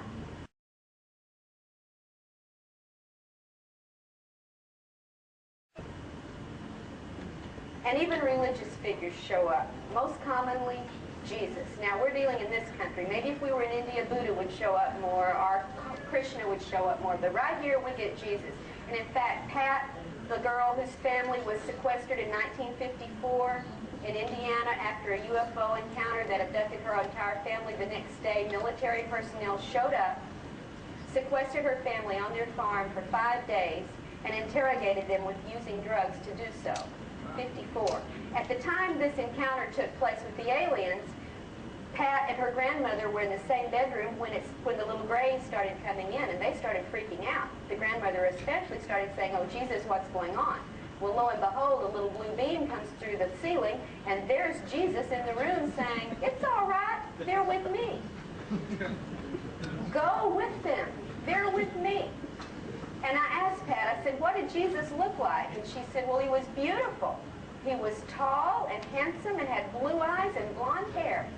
And I said, "Pat, have you read your Bible lately?" I don't think there's much of a chance that Jesus had blue eyes and blonde hair. And like so many other abductees in the same situation, she said, "Well, this one did. It worked. Grandma went with him. After all, Jesus said they're with him. Go to it." Now, these improbable figures that we know are not the dead grandmother, are Michael Jackson, are Jesus himself in these situations, are very often part of what we call the virtual reality technology, where images can be created and perpetrated that feel absolutely as real as you and I feel right here today. And they are very persuasive when you are already under a control. And the one rule of thumb in the abduction encounter, no matter what you think, no matter what you remember, and no matter what you felt, you were under control when it happened. And they controlled how you saw it, and how you felt about it, and what you remember of it. And when you're in that form of controlled state, they can make you think Jesus himself is there, or your dead grandmother's there, or President Clinton wants to have sex with you. All right? Now then, what are they doing? What kinds of exams and procedures are we getting representative reports about? Besides the things you already know pretty well from the literature, like the taking of skin, the taking of hair, the taking of fingernails and body fluid samples and sperm and ova and fetuses, and this is what you've been told about for the most part goes on. There are other widely reported exams and procedures that I think have very little or nothing to do with crossbreeding our spiritual agenda. For one thing, most every single abductee has what's called a mind scan performed on them. The creature gets right up in your face, the eyes take over control, and you are scanned. In fact, one little girl said, "They filmed my soul." Now, this is out of the mouths of babes, and we ought to listen to these babes a lot more than we normally tend to do when it comes to this phenomenon. For women, almost every one of the abductees that are female undergo gynecological procedures of various sorts, sometimes painful, sometimes not. But the result and the after effects are that many, many, many abductees, much higher than the national average, suffer from extremely severe gynecological problems after being used by the aliens in these procedures. In fact, we have a report very recently of a 10-year-old girl who just had to have a hysterectomy because of what they had done with her. It's getting younger and younger. There are also many implantations performed on abductees. You've heard about the little BB probes that are put up the nose and go penetrate into here like my husband had when he and his best friend were abducted when they were 12. As often, or maybe even more often, they use behind the eye. As you heard with Barbara's presentation today, they take the eye out, they do the implant behind it, put the eye back in. They also put them in through the ear. Most recently, they've begun putting them behind the ear into the base of the brain. And very often they go into the spine at some point, ranging from the base of the neck all the way down to the bottom of the spine. All right, what does this have to do with crossbreeding or spiritual elevation, you might wonder, as I do. Many abductees report the brain surgery, like Beth when they opened her head and took out her brain. This report is as common as the sperm and ova taking, although you don't hear about it as often. And people who have this happen use almost the same phrase. They opened my head and took out my brain. Word for word. I can repeat it on tape after tape, the same scenario. Certain kinds of instruments are repeatedly reported as part of these procedures. You know about the little light bar or light wand that's used to scan over the body. This is very, very common. You know about the little small box, usually a little black box, that's reported in many of these scenarios. We don't know up until this point, perhaps we know now, but we did not know what this little black box was all about. In Masquerade of Angels, I think you'll find some information that may shed light on what that little black box is all about. And I don't think you're going to be real happy with it, but I'm going to tell it to you anyway if you read the book. A long needle device, sometimes into the brain, sometimes into the abdomen, sometimes into other areas, even into between the toes, is reported repeatedly. And then, of course, there's the infamous alien dentist chair. How many of you have been in that? You're in the chair, the equipment pulls down from overhead, and you get the little laser type or razor type or probe type device that is used in any number of areas on the body. These are very similar from report to report to report. Abductees are very frequently given an unknown liquid to drink. No explanation for what this is about. Sometimes they're given a substance to swallow or to eat with no explanation of what it is. And the results of these liquids and these pills or substances are varying. Sometimes it's dizziness, loss of consciousness, extreme nausea, and sexual stimulation. All of these are frequently reported from these substances we are made to ingest. What are the aliens communicating in these scenarios? Well, very often they don't communicate a darn thing. You're out, you don't get to ask questions, they don't answer any questions, they do the procedure and you're back home and that's it.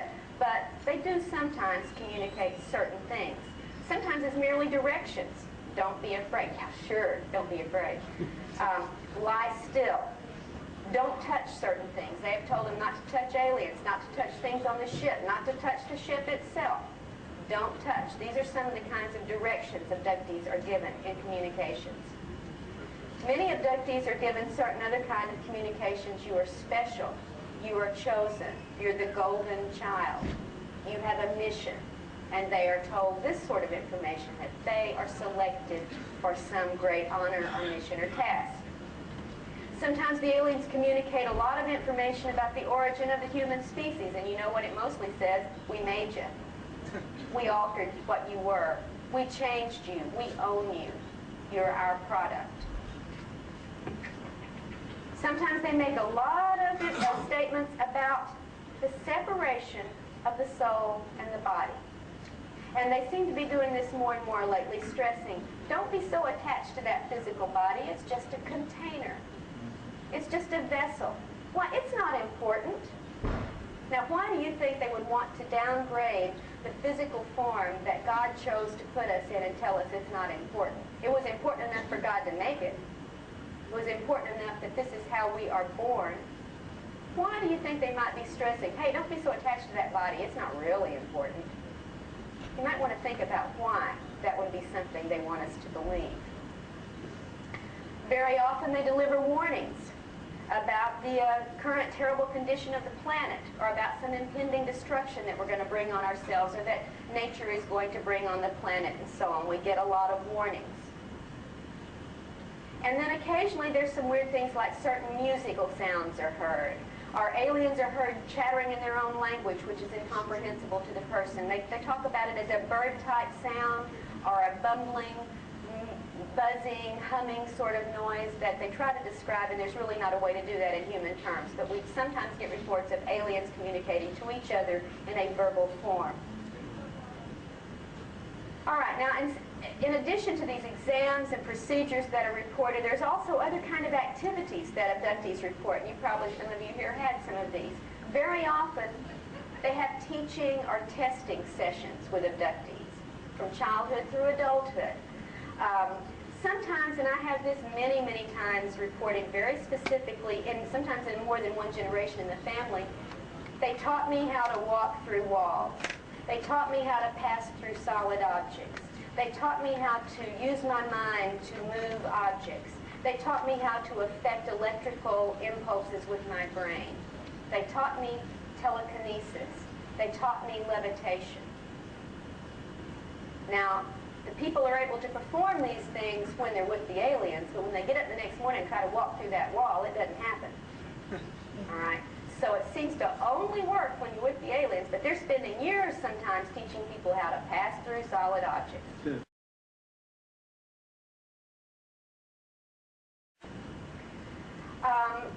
We do know about the crossbreeding activities. Yes, they take sperm, they take ova, they take fetuses. This is a given. It really does happen. But maybe it's not about crossbreeding. Maybe it's about something else. We might want to talk about that in just a second. I know we're running short on some time, so I want to get down to the nitty-gritty.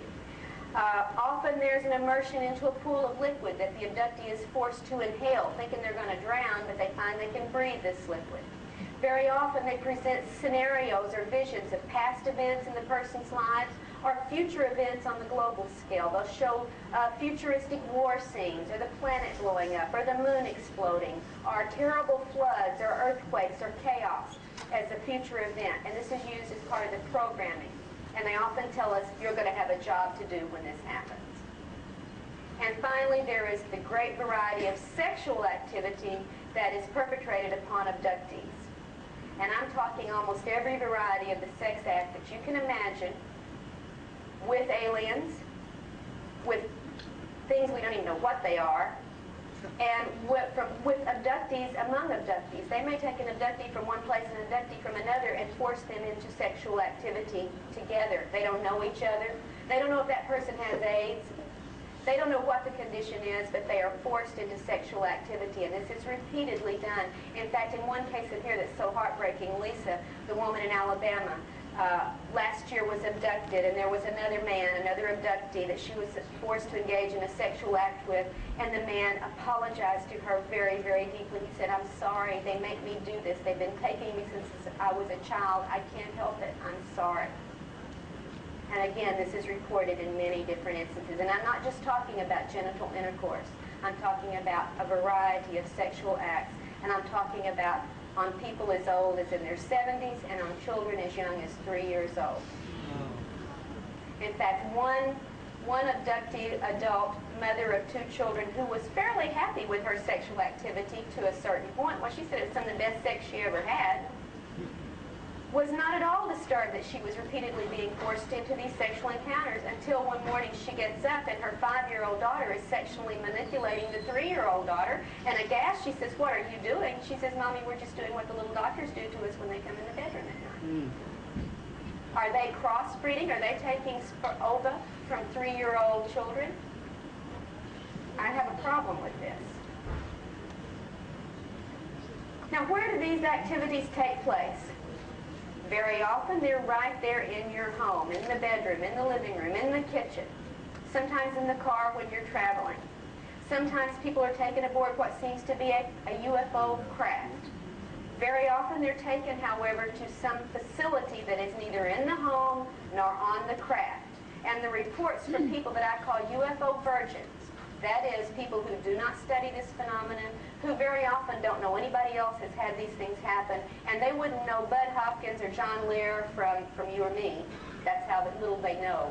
Report identical scenarios, and I want to tell you what these include. They very often include what is clearly an underground facility.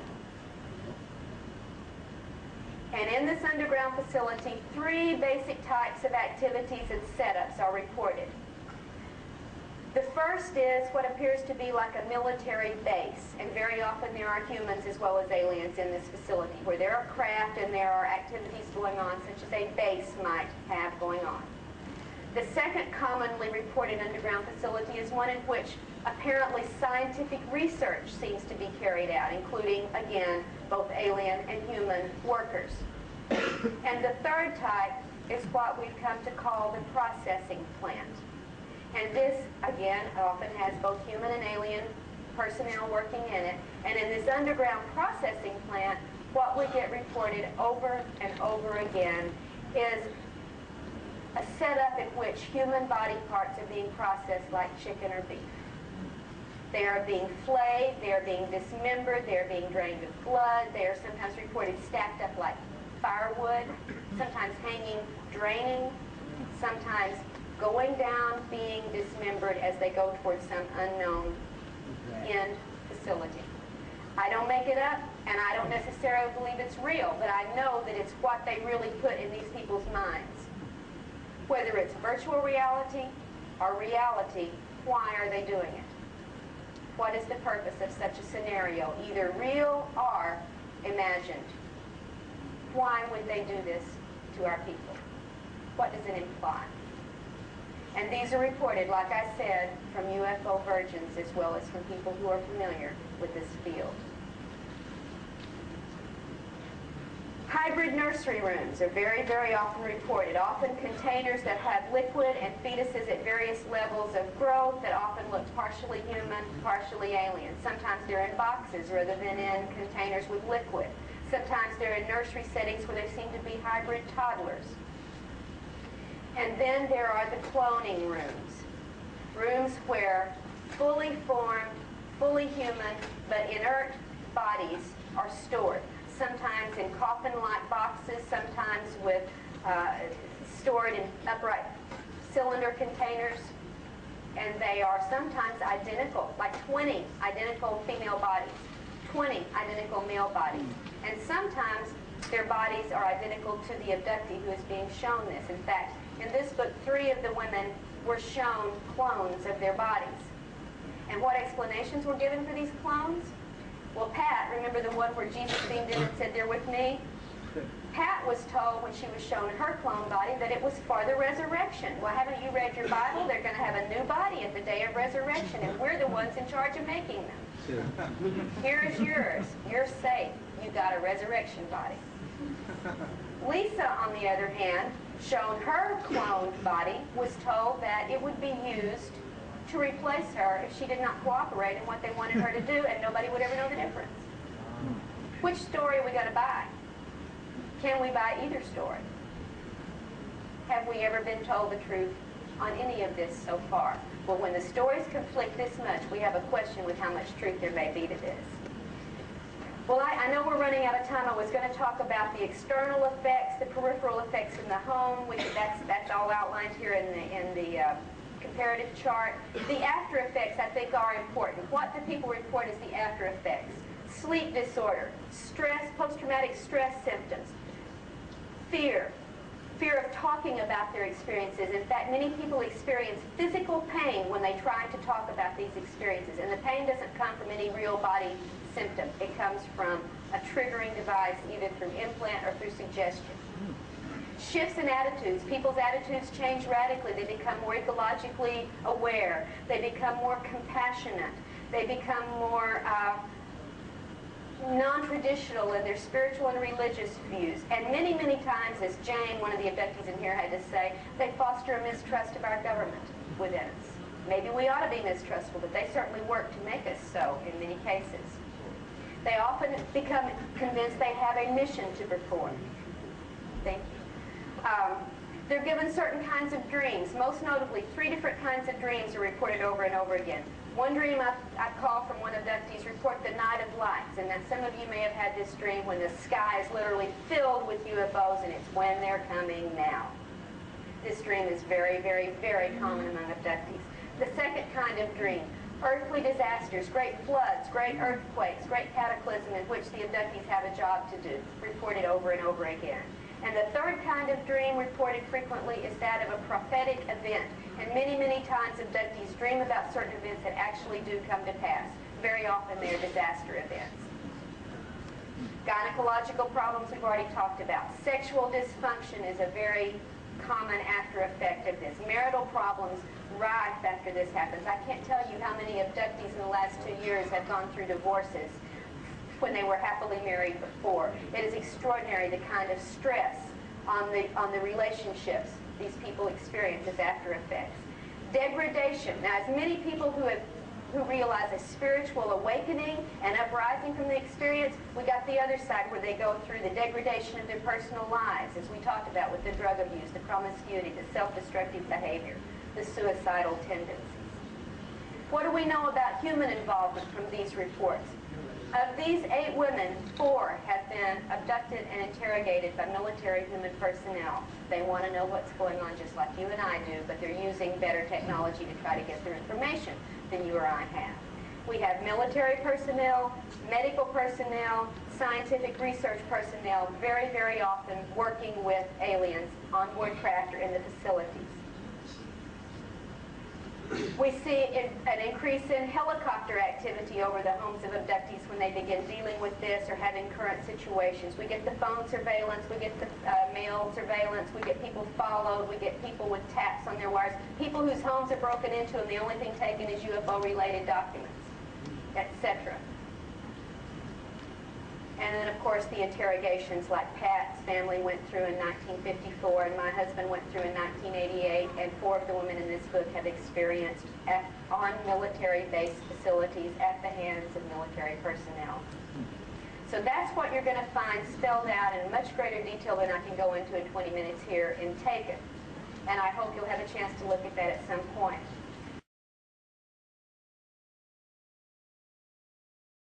The book that will be out next month is called Masquerade of Angels. Barbara and I have been working on this for a couple of years now, and it's an ongoing research project. This involves Ted Rice, a man who was born in Alabama, who was born to a very ordinary family. He was a rural cotton patch kid. He grew up in the cotton patch farm area of northern Alabama. But from a very early age, he began to have a series of extremely paranormal events. Before he was even in school, these go back, and we go through, in Masquerade of Angels, we go through very thoroughly documented instances of paranormal events in his life. And these things led him, molded the journey he went on in his life, and brought him to where he was a psychic worker, a light worker, if you will, trying through his psychic talents to lead people to understand there's more to this world than we think, that when you die, it's not the end, that we get communications from the dead who've gone on to the other side, and here's proof. I can give you proof through my psychic readings, and Ted did this for 20 years, very happily, very successfully, and believing that he was being guided by spirits, with God's blessing, to do this work. Now, in 1989, something happened. Ted was in Shreveport, Louisiana at this time, and suddenly he started having experiences that weren't like the old spirit guide contacts he'd been having all these years. In fact, instead of getting communications when he was in a awake state with a transmission for you or whoever he was doing a reading for, Ted began to have things coming into the house at night, touching his body, making him very nervous and upset and fearful. Little lights of balls of light coming in and floating through the house like probes. Then he began to have communications that he couldn't remember when he would wake up. And the spirits had never worked like this with Ted. When they had a message, they made it clear and he delivered it. All of a sudden, he's getting information put into his brain, and when he wakes up, he can't retrieve it. And this is wrecking the poor man's health. If night after night you were being awakened, being touched, being probed, being prodded, being talked to, and then had to get up at 7:30 and go to work, you begin to go downhill. Your health declines, your mental acuity declines, your ability to work declines, and he was finding himself on the edge of a nervous breakdown from this repeated nightly intrusion activity, unlike anything the spirit guides had ever done to this man before. And he finally reached a point of exploding. I mean, he couldn't take this anymore. He even moved. He was in a trailer at the time, in a very nice trailer park in Shreveport. And he thought, well, maybe if he moved to a different spot, this would leave him alone. So he moved his trailer. And he set up his trailer, but he was still afraid to stay alone because of all this activity that had been going on and how freaked out he was by it. And he asked a friend to stay with him for a few days after they moved in. This was 4 nights to make this move and set up everything. And after they finally got it settled, they were just about to relax and sit down, watch a little TV, and get ready for going to bed that night, when all of a sudden here comes the little blue probe light again. And this time, after he's gone to all the trouble to move and get away from it, Ted lost his temper. He was tired, he was on the edge of breaking up, and here comes this thing again, and he finally screams out, "I've had enough. You've got to leave me alone. How do you expect me to do my spiritual work when you won't let me get my rest? You keep me up night after night. I'm drained. How can I concentrate? How can I do psychic readings? If you guys don't leave me alone, I'm going to quit doing this work." He said, "Give me a break. For God's sake, go pick on the neighbors for a change and leave me alone." And lo and behold, in the middle of the night, Ted was waken up, abducted out of the house by entities that he had never seen before, taken to a field near the trailer park where he sees other little alien creatures bringing his neighbors. And they gather the neighbors on board the craft and say, "Is this satisfactory?" At that point, Ted blacks out. When he comes to, he's being delivered via the craft back to the neighborhood, and they're dropping off all the neighbors one by one at their house, and Ted is the last one. And he gets up the next day and says to his friend who's had staying with him because he's been too nervous to stay alone, "You won't believe what happened to me last night." Now, of course, the man didn't believe him. Now, they had just moved into this area. He had not met any of the neighbors. He said, "I would think, you know, these beings came in and took me to a spaceship." He said, "I think over there past those woods is where they took me to." And the guy said, "Nah, there's nothing but woods over there. There's nowhere for a UFO to land." And Ted said, "Yes, there is. I've been there last night. Let's go look." And his friend agrees to go with him, but there comes a sudden downpour. I mean, a downpour. If you've ever been in Louisiana, that's where it knows how to rain. And it was several days before it was dry enough for Ted and his friend to go through the woods and see if there was this place that Ted remembered from his event. And sure enough, there it was. A large field. Now, they didn't see any UFO traces, so they said, maybe it was just a dream. That week, for sale signs began to go up all up and down Ted's street. And within a matter of a very short time, all but 2 of the original neighbors were gone. Now, he had assumed this was only a dream, so he didn't pursue it.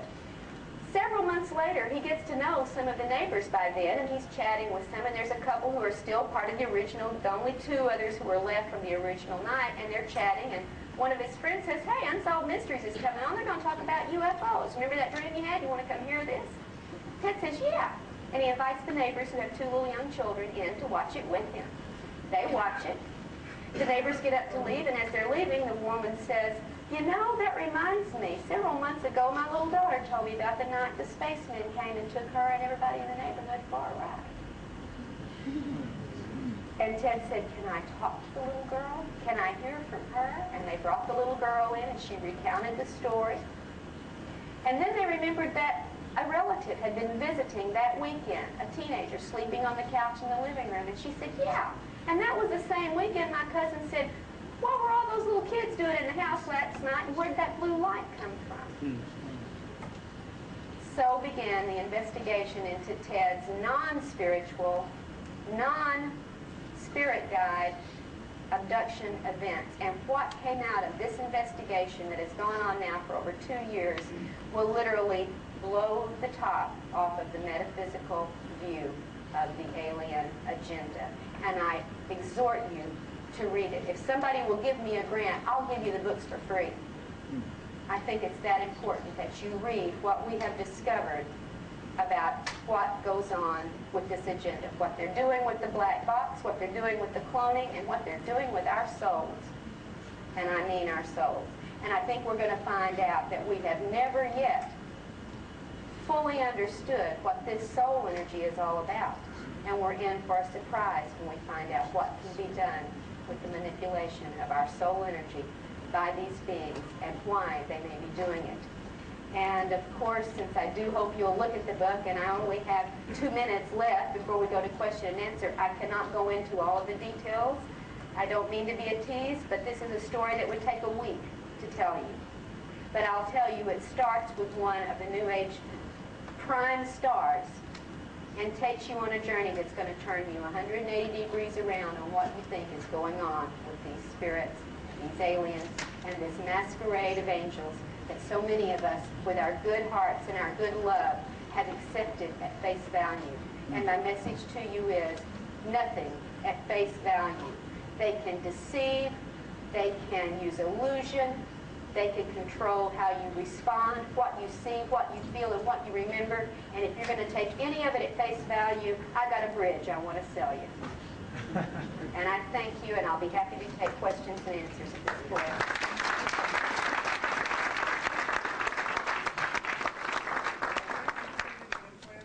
Pardon? Yes, several implants have been removed from various people. I know one person's was tested and found to be an unusual mix of a silicon substance, unidentified. Daryl Sims down in Houston with the Houston UFO Network has collected several implants that are being tested. So far, none of them have been positively identified. What we find with a lot of these artifacts is that, yes, they get tested, and the results tell us what they're not, but they don't tell us what they are. And very often it's made out of very mundane material. But if you're working with terrestrial creatures, you pretty much probably want to use terrestrial materials for dealing with them. That seems to make some sense to me. Sometimes these little, like Barbara showed you, did you show the little hip implant, little bead type thing with the wires? Very often they look like that, a small cylinder with little wires coming out. Some of the ones into the ear, like Amy in here had 2 implants removed, one out of the neck and one out of the ear. The ear implant looks like a plastic, pliable material, and you can see through it, sort of pinkish orange colored, and there were little type of wire devices or lines within it, but when it was removed and exposed to air, it disintegrated. And this has happened in another case, identical. So we don't get a whole lot of analysis from these artifacts.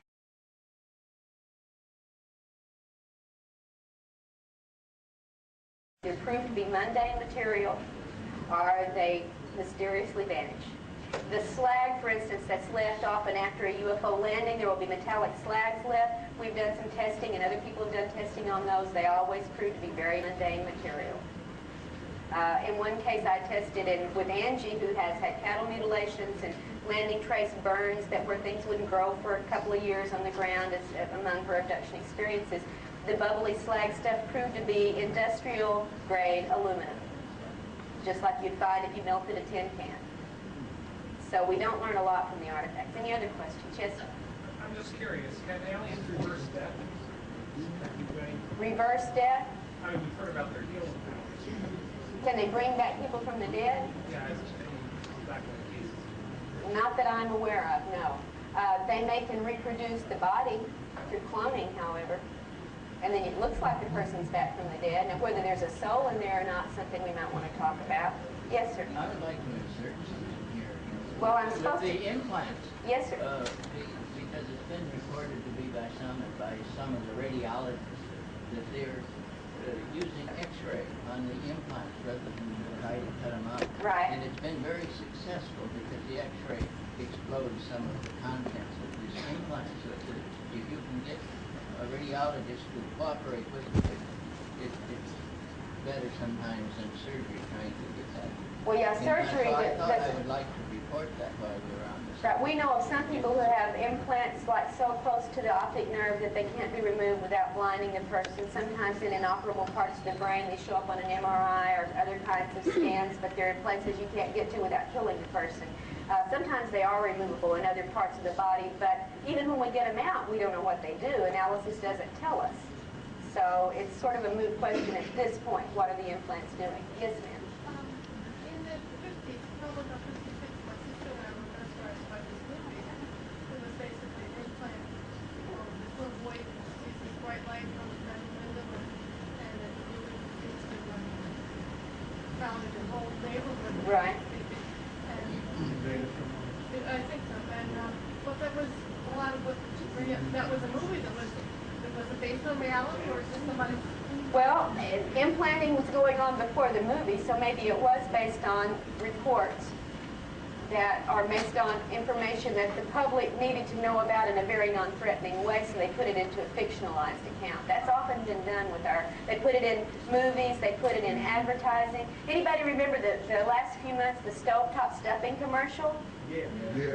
Two little boys are sitting out on the steps, and one of them says, "I wonder why moms quit making stovetop stuffing for dinner anymore." And the other kid says, "Maybe she was abducted by aliens and replaced with a mom look-alike." And then they go into dinner, and mother says, "We've got stovetop stuffing for dinner," and the little boy says, "Mom, you're back." She smiles evilly and says, "What did you expect, an alien?"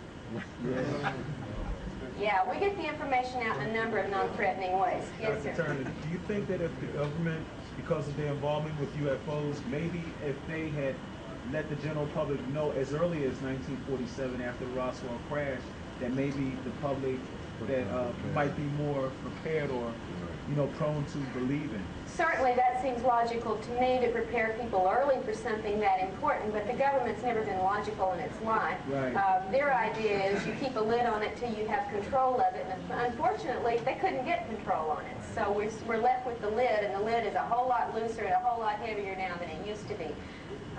I think one of the things we have to really work on, since they're not going to do it directly, is us educating each other. What can people do about this phenomenon? The first thing they can do is wake up and do their homework. Read the material that's out there. Connect with the people who are doing the research and having the experiences. Educate yourself first.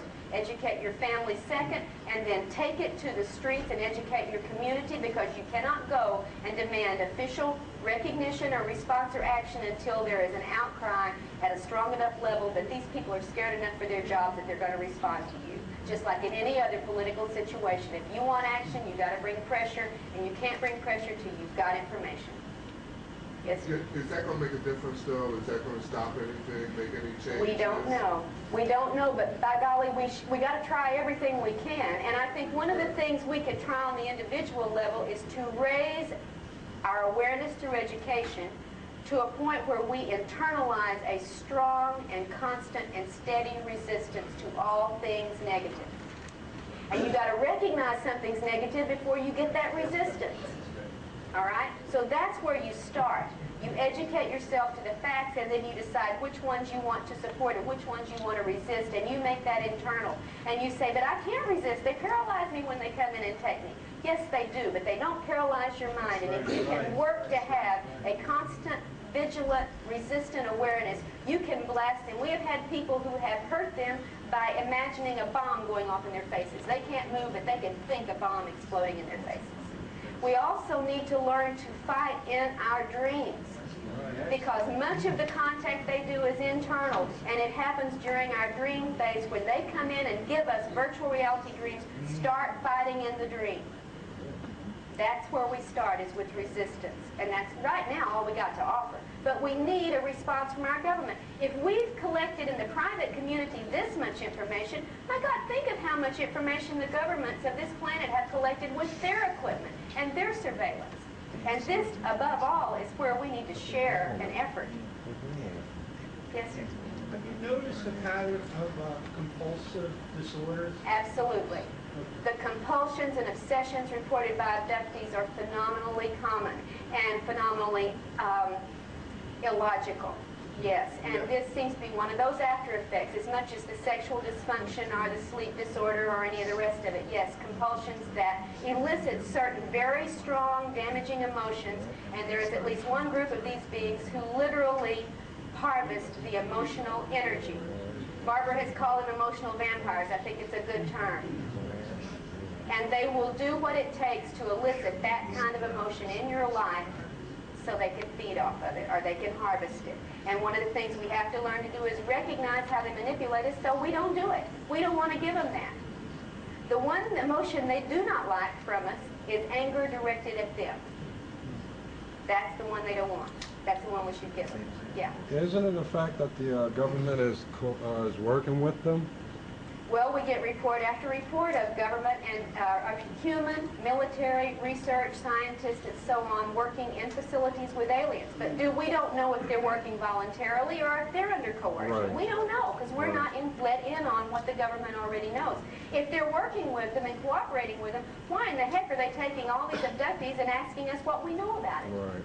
You don't have to ask what your allies are doing. They're your allies. So we don't know what that's... I'm just telling you what people report. And the number one thing you've got to always remember is that abductees report alien-controlled information because our perceptions are under control. We've got to not take it at face value.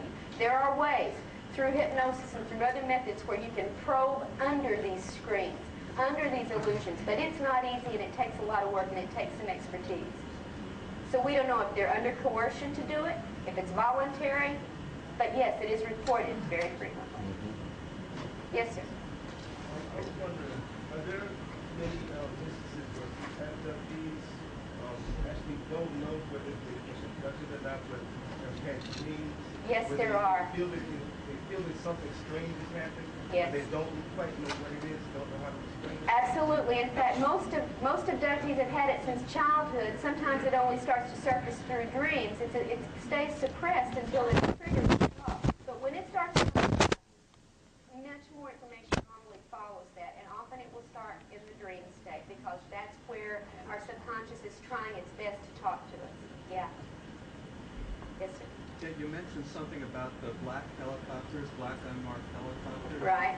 I had read that as early as '84 about the black helicopters that seem to be tailing UFO abductees and UFO researchers that had gotten too close to the truth.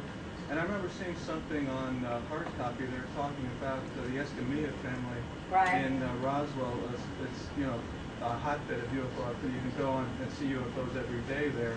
Basically, they're capturing on videotape. At one point, you see a black helicopter, and it instantly transmutes into a silver disc. Oh yeah, we don't know if these. Some of these we do know are military. In fact, we have video of them at bases on the ground. Some of them are, but others can be, for all we know, other kinds. Like I said, illusions, screens, deceptions. We've seen them be regular planes, helicopters, haystacks, buildings, vans, pickups, and then they transform. Right. So you can't take it face value. This is the lesson. We ought to have learned it a long time ago. We're just sort of thick sometimes. Also, just a comment. This is a little booklet that comes with the new model that the Tester Corporation. And they've been 100% right on things that the government is about to reveal to the public. Yeah, the sport model, right? The sport models are.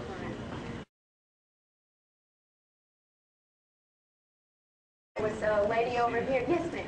Yeah, in regards to harvesting emotion, I'm a meditator and I often have the Kundalini experience and the experience of transcendence, which I thought was wonderful. It feels great. Yeah. But I wonder also if maybe that isn't manipulation. I thought maybe it was like preparing a light body. And also, I'd like you to comment on that, and also the theory that we're going from a 2-strand DNA to a 12-strand DNA. Well, I am not equipped to comment on the DNA. I'm not into that end of the research, nor do I have the expertise to study it if I wanted to. I pretty much, got my skills, and then I don't have certain others. But as far as the Kundalini experience, we do know that sexual energy is very, very often one of the things that they take, and there is a relationship because of the chakra from which the Kundalini is released.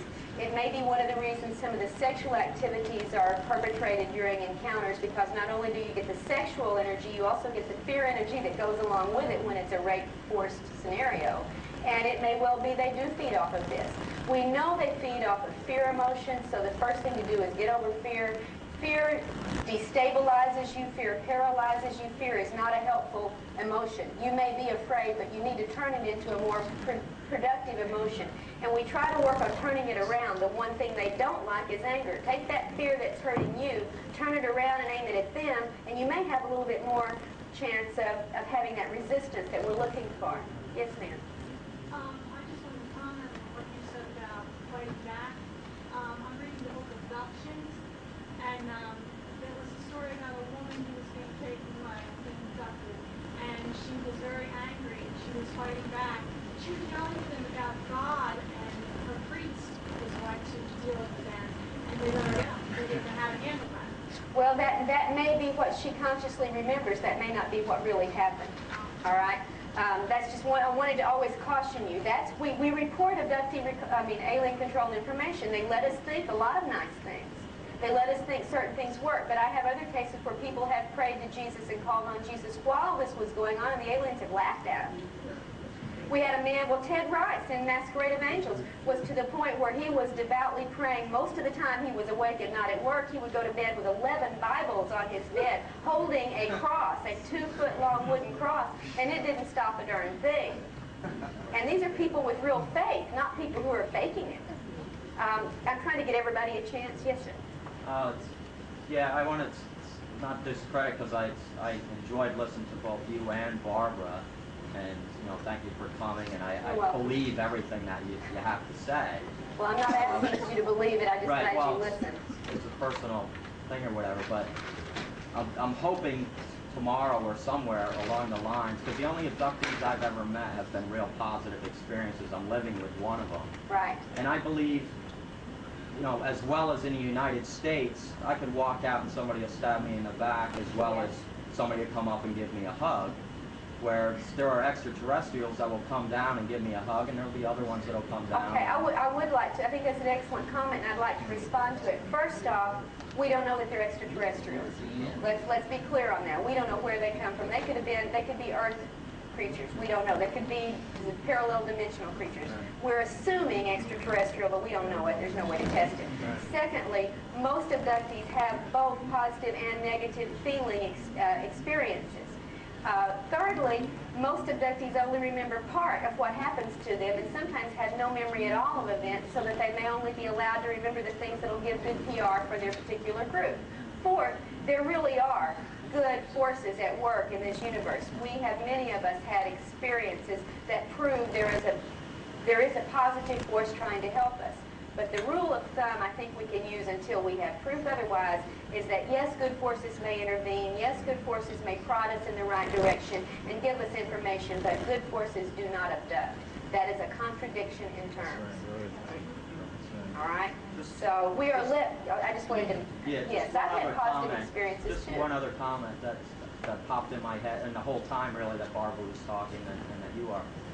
I haven't heard anything that either of you have said that isn't what we are doing, either to ourselves or to animals or anything, it seems weird, or a hypocrisy, not saying that you or I or whatever. Right, you mean the human but, race. Yeah, the human race as a whole. I mean, we're giving a pretty good, clear picture to somebody looking at it. Oh, these guys must like cutting each other up, and let's we go also down and have a pull an great arm deal of off. hypocrisy on the part of the aliens, too, by the way. Let's not forget that. So maybe that we are kin more than we think.